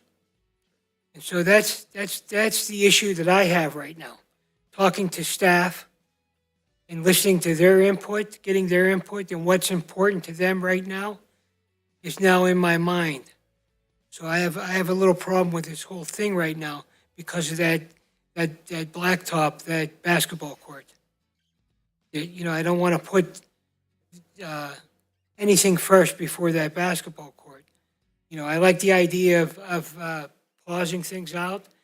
You know, we're DSA approved and going for the payback on a potential bond. You know, I like that process. But, you know, when we initially sat down and looked at that parking lot, we never anticipated millions of dollars. And I think that's the hard thing for us all to swallow right now. I know it is for me. You know, that's a tough one right now because our schools are really old. They're 80 years and older. And so, you know, we have issues on and off, and we put Band-Aids on a lot of things. But, you know, when push comes to shove and we need to redo a roof, or we really need to do walls or ceilings or HVAC or anything like that, we need to have the money to do that. That's the thing that scares me. I just wanted to share that. I can address the basketball court. So we have bids coming in for the basketball court, and then hopefully we'll have those in time for the October 17th board meeting to look at the total cost of redoing the asphalt and making it a sports court out, and also improving the backboards and hoops. So that's something that can happen simultaneously, if not sooner. So whatever, regardless of what happens here, you move forward with this. The basketball court's going to be completed before the completion of this project. You don't move forward with this, we're still moving forward with the renovation of the basketball courts on Taylor's. That's something that you will see, hopefully, if we get the bids in time on the October 17th board meeting. Fantastic. That's good news. Add just a couple of things here. You're absolutely right. I think the concern is the risk of, you know, are we depending on funding coming back in order to make this project work? What I would recommend is no matter what you decide with construction, apply for the funds, right? Because you can always say at the end, we decided never to build this, so we're never going to take advantage of those funds, and those funds will go back into the kitty with the state, and then eventually will go to other projects. And that happens from time to time with school districts. But certainly apply for it, right? Go after it, see if you can get it. You know, depending on where things happen, like I mentioned, yes, you know, the state put forward a state bond back in March of 20. They called it Prop 13, which was a horrible idea because it confused a lot of people. It really did. And so what ended up happening was it didn't pass. March of 2020, we still didn't quite have COVID yet. It was that first week, but yet a lot of things didn't pass. Believe it or not, November of 20, a lot of things did pass for whatever reason. Then we came to 22. March was a challenge. I think you guys experienced that. November was a bit of a challenge. A lot of talk right now that November of 24 will be probably one of the best times in recent history to go after a school bond. Why? Because we expect a lot of voters to turn out, and voting will often pass bonds. So, you know, a lot of things to consider here. Like I said earlier, the biggest thing, and it's shocking for us too, is the cost. You mentioned, you know, even a couple of years ago, right? A couple of years ago, this project was probably 20% less than it is now. So that's just how things have grown. Thank you for your presentation. I'm new to all of this, and so I really appreciate all of the background history in this project and everything that's coming to fruition. I know that safety is really important, and I don't think that putting off doing repairs that are needed in safety is something that we should really be, or I think safety should be really strongly considered in this whole thing. The Taylor parking lot has been a nightmare for so many years now. And with that, what was the term that you used? Expeding the costs, it's getting more and more and more expensive. And if we just keep putting it off and putting it off, waiting for other things to happen, I just fear the safety of the school and our responsibility to maintain our facilities to that safety standard. So I'm thankful that I'm getting all of this information and looking forward to how we can break this down so it's delivered, that we are putting our money where it needs to be put at the time. And this sounds like it's something that, in my history of being with Millbrae, we've looked at this parking lot for many years. And it just seems like it's just the cost just keeps going up and we're not doing anything. And I worry that we're not being good masters of keeping our facilities in good repair. Okay, that gives us a lot of food. Oh, absolutely, Dr. Skelly, sorry. Thank you. I just want to summarize, I think let me see if staff is, and Ralph, correct me if I'm, so I think you want us to apply to get in the queue on this project. It would not be our intention to bring this back for approval in its present form at $9 million. I think we need to continue to look at those safety issues that are present here, because that area is, there's a lot of things going on there. And then have a keen interest in the basketball, those courts there. And as Mr. Crane said, we've got a plan for that. So I don't think we need to bring this item back but I think that's enough direction for staff for tonight. Quick question. I do recall Tom Williams, the manager, said that they have also funds, a grant that they're willing to help us pay for the Taylor sports court. So, and I think, I don't know where it stands at this point. And again, safety, and again, safety is really important, and I would like to see that parking lot done. And I don't know if it's, you don't have to bring it back anytime, whatever. I would love to see what it costs to do the Taylor. And I don't know, and then we can talk about it later. I'd be interested in your take on this. One of the issues that once you start getting in there and doing some stuff, then you have to do the accessibility issues. And you just can't sort of weave this thing out in a way that, you might be able to, I think there's a threshold on how much money you could spend on a project, say slurry sealing it or something like that. It's roughly $200,000 is the point at which DSA gets involved. But you're absolutely right. It's what's the analogy where you start pulling on the string of the thread and eventually the entire sweater starts to, come apart. That's the world we live in. As soon as we start making moves out there to do certain elements, it starts to trigger other things, and eventually it kind of snowballs into a much larger project with ADA compliance and fire life safety and so forth. Sure. I just wanted to speak a little bit on the offer that I'll call it the potential offer that we had from the city. I don't put it through a grain of salt. I don't really think it's solid. And I think that they were just holding a carrot, I can't even talk, a carrot in front of us. And I don't think that's going to happen, because we could not even make a field use agreement with the city. How appropriate that I'm sitting here right now where city council sits, because there were 2 city council members that were there with Lynn Ferrario and I, and we never really got anywhere with them. So I don't put a grain of salt with what was offered to us, because it's not happening. Yeah, and just to, sorry, Ralph, no, and I think the idea is we're not waiting for any help with it. We're going to do it anyway. Right. So thank you, Ralph. Yeah, exactly. It says the words out of my mouth. We just wanted to get the process started, because if we continue to wait for somebody else, it just slowed the process down. And so we're moving forward with the cost and figuring out how we can cover that cost with the funds that we have available, because it is important. It is a safety issue out there on the basketball courts. So it's something we need to get addressed. So I think you summarized it really well for us, Dr. Skelly.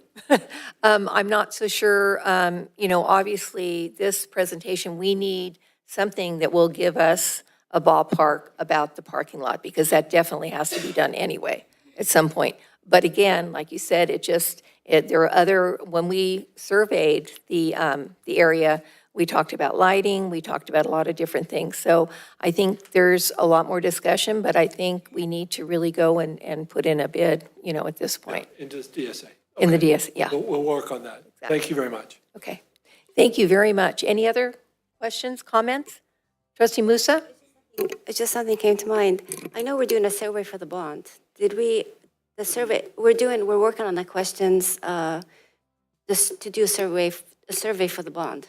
And so is there a potential that we might use some of the parking lot as part of the survey to see where the community stands in terms of Yeah, we are working with Brian Godme Yeah. and Team Civics on that survey. And so we're going to see a draft of that survey on October 5th. So part of the work is to select some input from stakeholders. And so, yeah, we can see about what the potential is once we get the draft questions. We can see where they are and what their tolerance level is for projects. Yes. You're also going to see a resolution come to you next board meeting for spending of future bond dollars, so to speak. So what we do is to put a resolution forward, you approve that resolution, and then if a bond gets passed in the future, we have the ability to reimburse the district from bond money for out-of-pocket costs for certain items. Thank you. Thank you very much Thank for you. your patience and your presentation. Okay, Dr. Skelly, you're up next. Superintendent update. Okay. Let's see, maybe I'll stand up.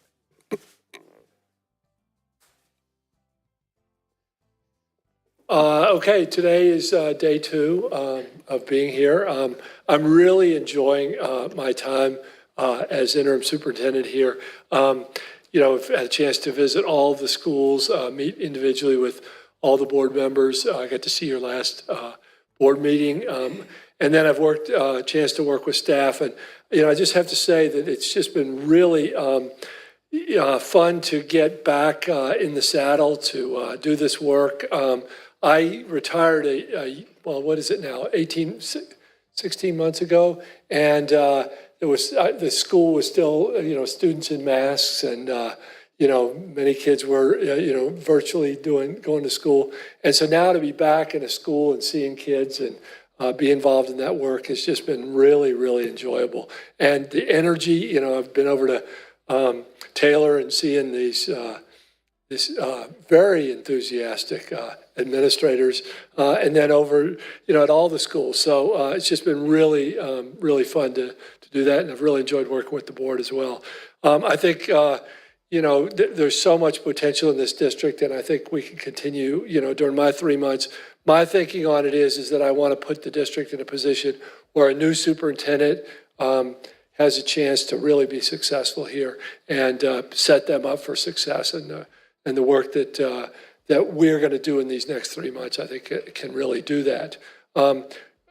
We've hired a few additional people, we've had open positions, as you know, in the district, and we have brought in 2 people. And I had many members of the district office come with visible relief after meeting the new folks, thinking that, hey, now I can really make this, I can really get in there and do the work that I've called it. I'm not sort of putting out fires or putting in, long hours and really working through there.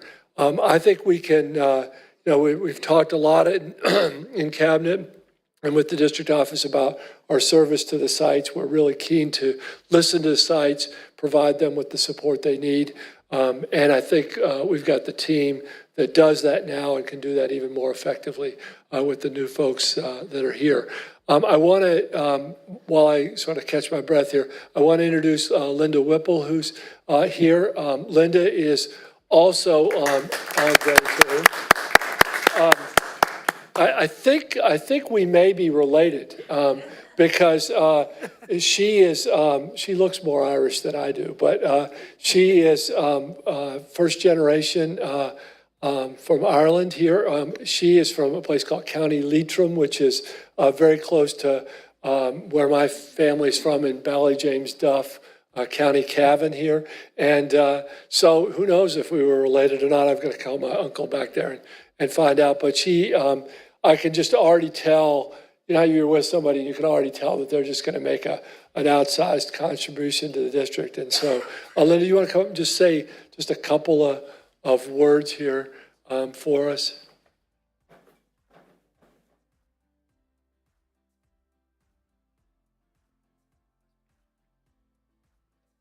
Dr. Skelly, for the warm welcome. It's, for me, day 2 as well, but it is just lovely to be with the district. It's evident how passionate everyone is about the kids and everyone just working really hard as a team with a common goal of just making the kids of Millbrae happy and healthy and thriving. So I come with some experience. I'm from corporate, so it's kind of nice to come in and work for a different type of team where everyone's really working together for a common goal, and excited to meet all of you and looking forward to working with everyone. Thank you. So we also hired a payroll tech, and that's Chris Burke, who's also in her second day. So there's a lot of us new folks here. On Thursday, Linda and I are going to be wandering the district, going to sites, meeting folks. So that's going to be a great opportunity. But I've been out to the sites, but I'm looking forward to getting into classrooms and seeing where the action is here. So great start, and I'm looking forward to working with everybody for the next 3 months. Thank you, Dr. Skelly. Now we're going to move on to Trustee Communications. So would Trustee Barbaro like to start us off? Sure. Well, thank you to Taylor Middle School. What a great presentation we had tonight. So exciting. You know, every time a school comes in, it really makes us feel really good about what we do. You know, and everybody else that's doing things for our kids. We really feel good about that. And so that presentation tonight really lifted me up. So I just want to thank everybody again for that presentation, and also to our staff. And welcome to Superintendent Scully. You know, we welcome you into Millbrae. I haven't had a chance to welcome you yet, you know, and only we talked in person a little bit, and that was really good. We had a nice chat, and it was nice to really get to know you. Because I really just would see you on and off during events over the years, and have a little board superintendent chat, a couple of words, and that was it. But I really got to know who you are and a lot of what you're about, just in that 45 minutes that we talked. So thank you for that. And thank you, everybody, for being here tonight. This is why we're here, for the kids. So thanks again.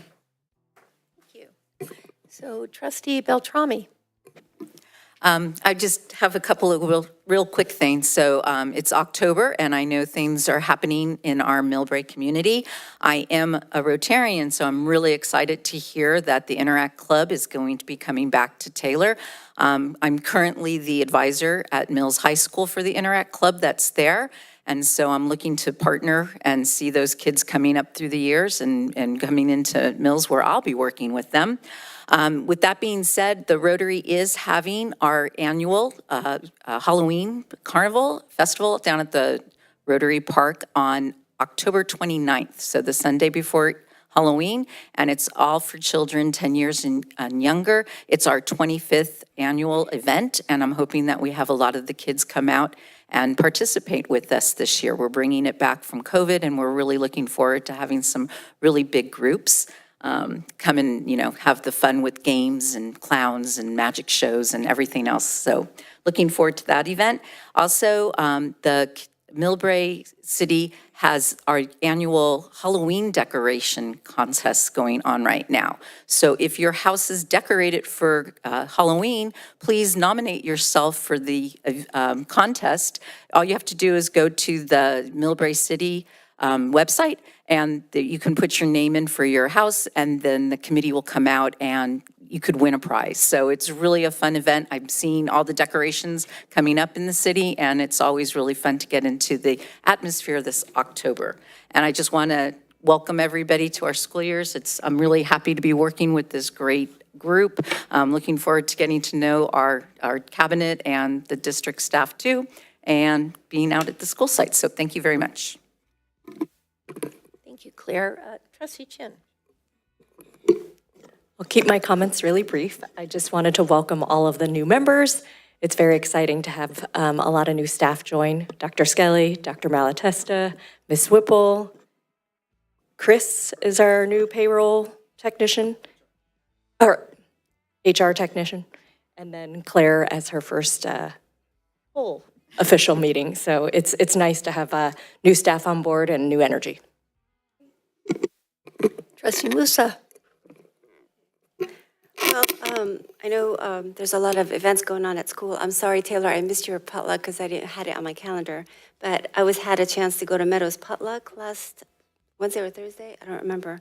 And after that, it was the Lapina Park ice cream social. Anyway, it was great to see parents come out and be social, and there was a book fair going on, and I know there's a lot of events coming. Spring Valley had something. So anyway, Millbrae's happening. There's a lot of too many events going on, so we're trying to make it at some of the events as much as we can. But I do want to welcome Dr. Skelly to be looking forward to working with you the next 3 months. I know it's the holidays and time's going to go fast and we have a lot of work to do. So anyway, looking forward to that. And again, welcome our new staff. Again, it's the energy and it's a positive energy and looking forward to a great year. Great, thank you. Just wanted to mention to our community that we did approve a new superintendent search firm at our last meeting, Leadership Associates. We had our first meeting with leadership on September 26th, and we started a timeline. They will be contacting community groups, staff, both classified, certificated. They'll have a parent night, which I believe is on October 12th, yeah. And we're hoping we'll be holding interviews, looking at paperwork, probably Veterans Day weekend, we'll be busy. And then hoping to approve a new superintendent by the November 21st board meeting, if all goes as we hope. So thank you to all the new staff. Wonderful. Welcome, Dr. Skelly. We're happy to have you with us. And Taylor, thank you for being the first ones to kick off school presentations. That's a big lift. So thank you for that. Okay. We're going to move on to our consent agenda. Do I have a motion to approve? So moved. Second? Second. Any discussion? Can I call for a vote? Trustee Barbaro? I think we can all go. Yay. Trustee Musa? Aye. Trustee Beltrami? Aye. Trustee Chin? Aye. Trustee Ferrario, aye. Motion carries. Okay, now we are going to move on to district business.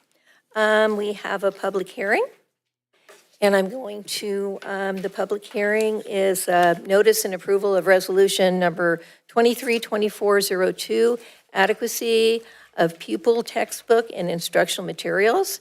It's recommended that the Board of Trustees approve resolution number 232402 as presented. I'm going to open public hearing. And that's at what time is it? 9? Is it 8:55? I opened. And I'm going to close the public hearing at 8:56. Okay. So do I have a motion to approve? So I moved. motion. Oh, I'll second. Great. Any discussion?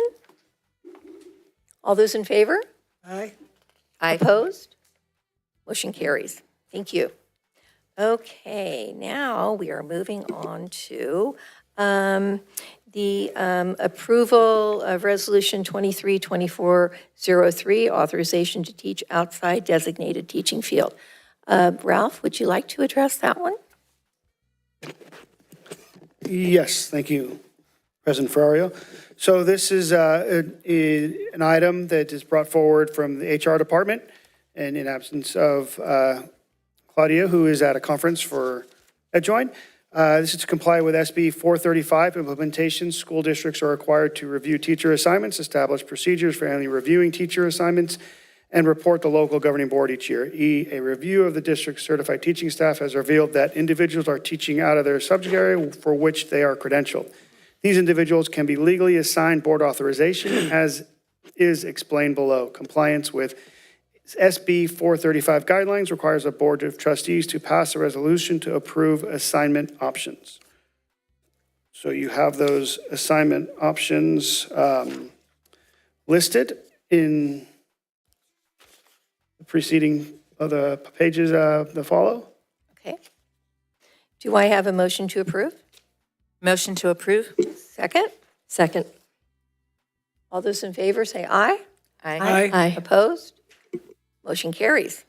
Okay, we're going to move right along here to the next. The next motion is which one am I looking at here? Number 11.3. And this is the approval of authorization to authorize signatures. Do I have someone who's going to speak to that, Ralph or Dr. Skelly? Thank you. That would be me again. So this is a resolution to update our authorized signatures in the district with Dr. Skelly coming aboard and just looking at staff and the ability to ensure we have appropriate staff to sign off on contracts and other district business. So it's just updating those signature lines. So just to, I follow up a little bit on some of the conversations that we've been having internally, is that we would like to change the authorizations to include myself, the superintendent, and the superintendent in the future, Ms. Passmore for special ed issues, and then Mr. Crane for our business options, and then Claudia Buttigieg for the personnel issues. So it would limit the number to 4, which is more standard from what I've seen in other districts. Thank you. So we're going to be looking for an amended motion? Yes. Amended.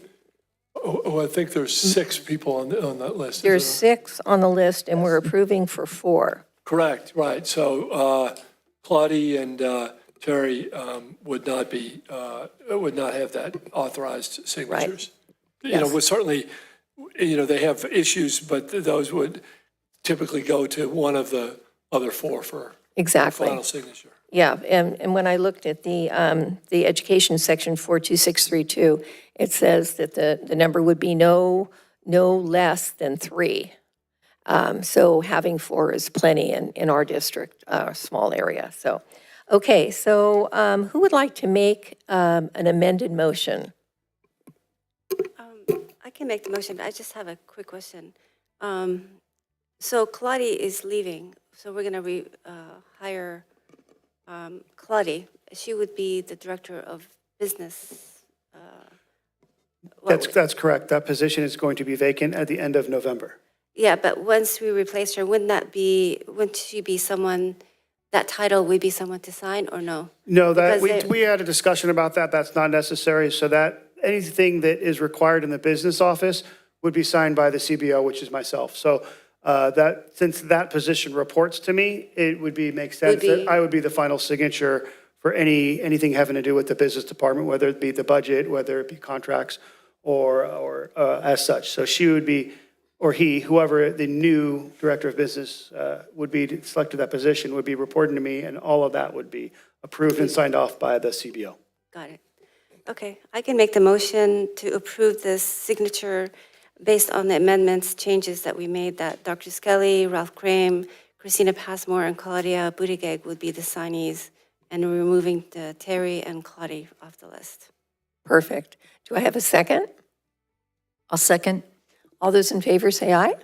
Aye. Aye. Opposed? Motion carries. Thank you. Okay, the next is 11.4, approval of coordinator of health services, job description, and salary schedule. Yeah, thank you. This is an item that this has been going on, I think. We've been rationalizing some of the positions and sort of bringing them all up. I've not had, the history of nurses in the state of California in terms of credentials and other pieces has changed dramatically as the health demands of schools have changed here. We feel strongly that having this person and this has been discussed with our bargaining units, to move this position into an administrative role makes a lot of sense, given where we are now and given the fact that we have this person needs to supervise folks that are out on the sites, and typically teachers don't supervise other, they don't have supervisory roles here. So, for a variety of reasons, this move makes lots of sense at this point. Okay, I'm going to entertain a motion and a second, and then we'll have a discussion before we vote. So do I have a motion to approve? Motion to approve? Have a second? I'll second. And do we have discussion on this item? Okay. I tried to look at the job description, and I know it's been a lot of talk about nurses administrating Narcan. And so I'm a bit confused about, like, this position. This is a new position. I mean, we have Julie, our district office nurse, so there's that, and then this one. Does that mean that Julie would have to apply for that? Are we going to go out and fill this position? How is that going to work? And I just didn't see any language in terms of administrating Narcan, and what is, and with that, are we able to do that now? And how is that going to change? And because I don't have the old description, I just don't know how to make the comparison. Yes, just to piggyback on that, usually we have the old job description in front of us so that we can compare the two. And we did not have that in our packet this time. The other thing, I did not see anything about Narcan on there. And then my question was about, would the nurse then administer vision and hearing? And how does that look? I know that our LVNs weren't allowed or weren't qualified to do it, but would the nurse be doing that at this point? So those are some questions that I have going forward. Yes, it's my understanding that the nurse would be taking on some of those vision and hearing screenings to help with that. You're right, the LVNs do not do that. Also due to the confidentiality nature of the coordinator of health services. That's another reason we're moving this out of the bargaining unit and into the management position, as Dr. Skelly had referenced. The other question was Narcan. Narcan. No, we have Nurse Julie here to answer that question more specifically. I know that Ms. Buttigieg was the one that was instrumental in putting this together.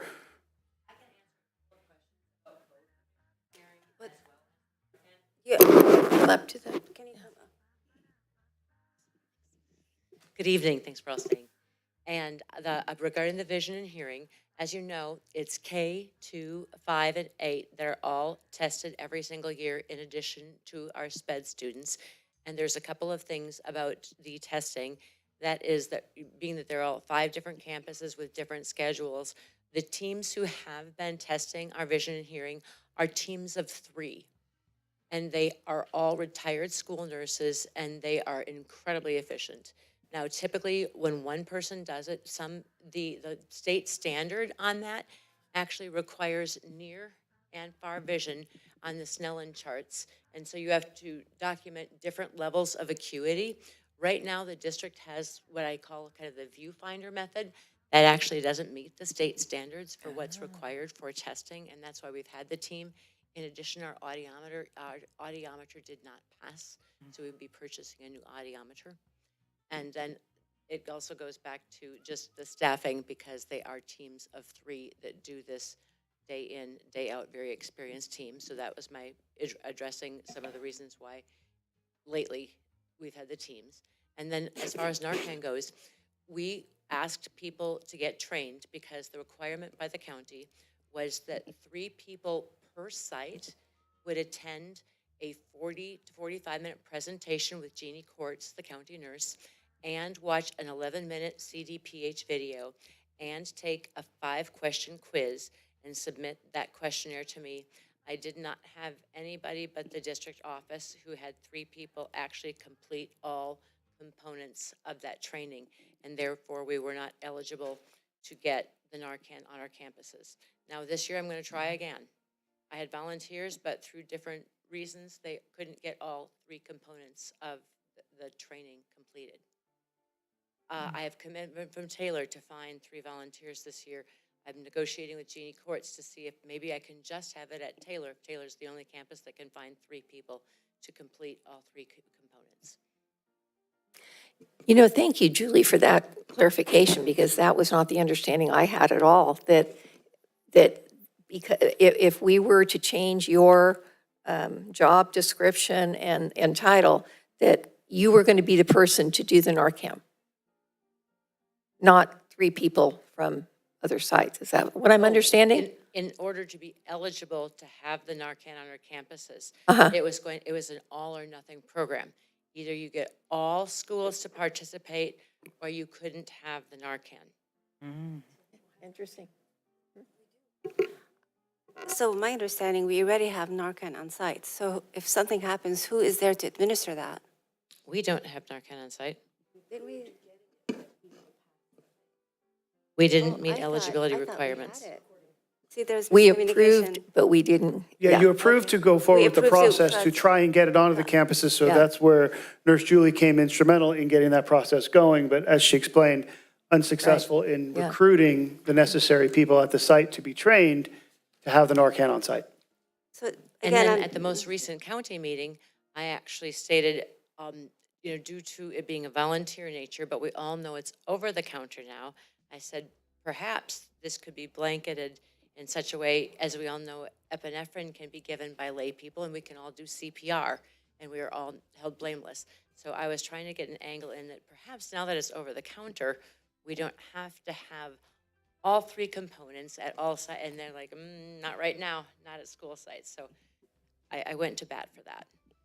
Thank you for that. And I'm glad, just an aside, going forward, I'd like previous job descriptions. We're taking. Yeah, I'm sorry for that oversight. I'm not sure what happened there. To address the question of positions, this is not adding additional position. This is replacing the current position and removing that position. So it's not adding anything as far as another position is concerned. It's just reclassifying this position as a management position, which then the person currently in that position would be assigned to it. okay. Yeah, I guess I'm a bit confused. I don't, is this something that we're doing or something the county's asking us to do? Because she's still the nurse and she'll still doing her same duty. So I don't understand the difference. So that's all. So the difference Other is than- she's, Other than oh, go ahead. confidentiality, right? And management responsibilities. So a unit member is not supposed to be a manager and oversee and direct other unit members. So this would remove her from the unit, and she'd be able to supervise the LVNs that are on campus and be management and direct staff and direct duties and direct operations for all of the LVNs on the sites. And so that's the other change, is to make sure that she has the ability to do that in a managerial role. Another example of that is that union members aren't allowed to know confidential health information on other employees. As you all know, I've been your district nurse throughout COVID, and I have had privy to when people have cases of COVID so that I can send out appropriate notices. Now, technically, under union rules, I probably shouldn't have had access to that, but I had a mandate from the county of San Mateo to make that happen when we had cases. Of course, anonymously, I was responsible for making sure that... Mike. Oh, I'm sorry. I was responsible for making sure that the appropriate exposure notices went out. And then I collaborated with Angie Caprini, who, as you know, Chris is taking her place now, to make sure that it was kept confidential who had COVID, but yet the appropriate persons were noticed that you had indeed been exposed. The other piece is that I'm responsible for, say a case of, okay, let me think, strep throat in a staff member. I have to notice people in that classroom that somebody, and it's anonymous, you've probably all seen postings on occasion, those of you who have kids here, you might get a lice notice, you might get a strep throat notice, and so forth. Those I also coordinate.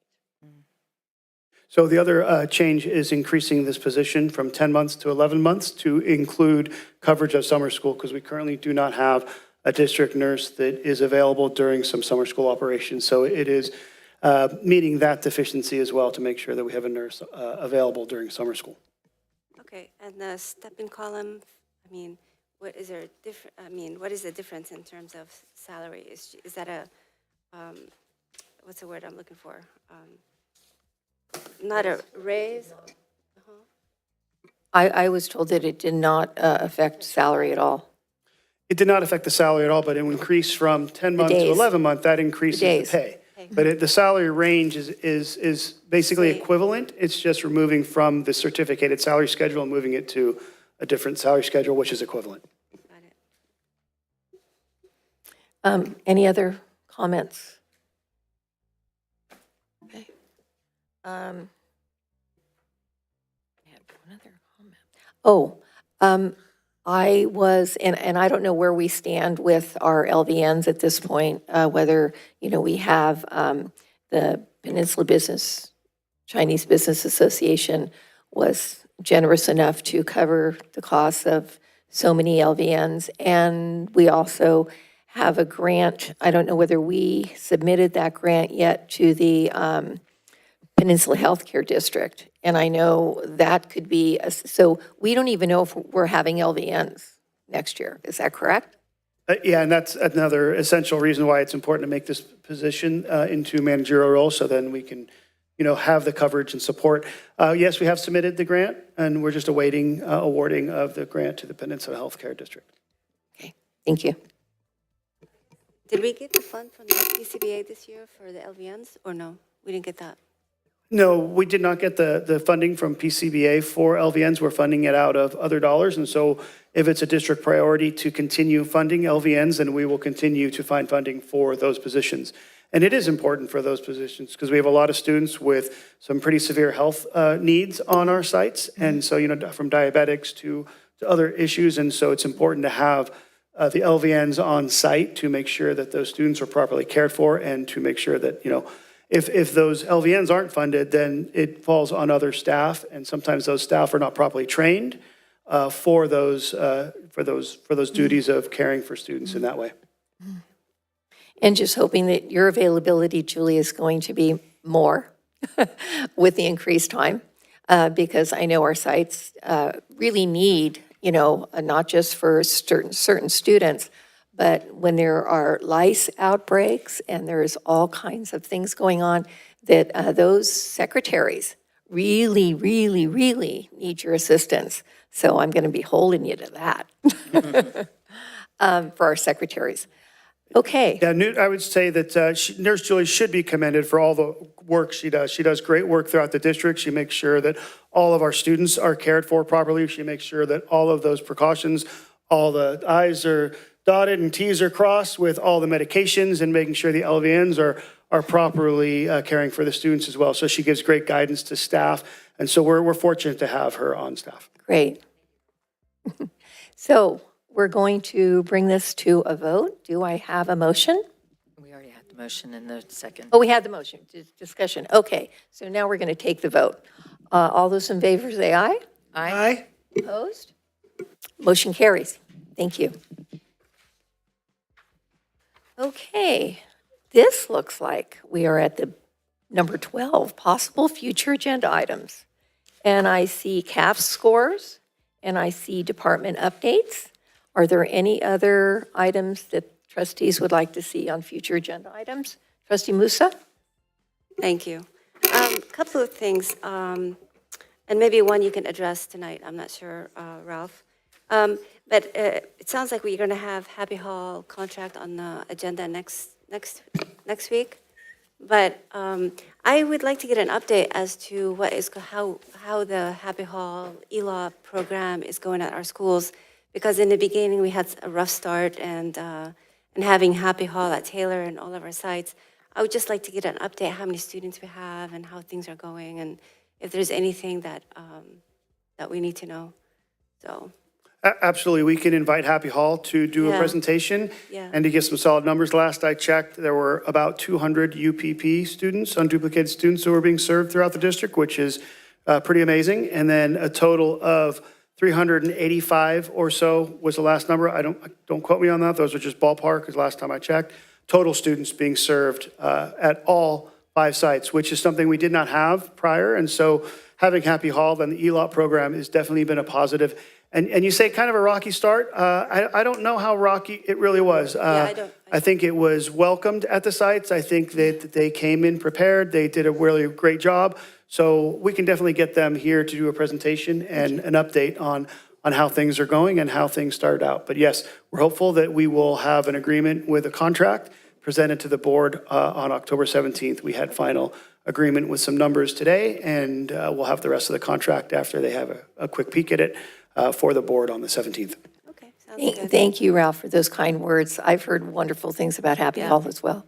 And just to piggyback on that, I'm concerned about our middle school students that are enrolled in ELOP and Happy Hall at Taylor. They have been looking into the Scout House, and I think middle school students need to be in a different, not just a little classroom. I think they have more options to bring in games and things. And so could we follow up on that? And I know it's a city issue, but maybe we can get involved in that so that they can. Are they in? Not to my knowledge, they are not in. I can definitely follow up to see where that process is. But yes, I will just follow up and see where that process is. Last I heard, they were going to have some restrictions on usage in that facility because, as you know, the city does own the facility. We own the property. And so there was going to be rent that they were going to charge Happy Hall, and there were going to be some restrictions on hours of usage. And then I think Happy Hall was going to be responsible for the internet if they were going to have internet on site. So there's some work to be done there. I think that they were going to bring it to a city council meeting. So that was part of the delay, was just getting city council to approve the usage. And so I'll follow up to see where that process is. If city council approves it, then it shouldn't be a problem with the parameters that were set with Happy Hall and the rec center. Ralph, could we find out when they're going to present so maybe we could come and give a little Happy Hall support? I can definitely shoot an email, an inquiry, and I can find out where it is in the scheduling for sure. Great idea, Frank. Trustee? Yeah, I got one more thing before we go on. Sorry. And then, sorry. Again, I have it's something that we can explain, I'm sure.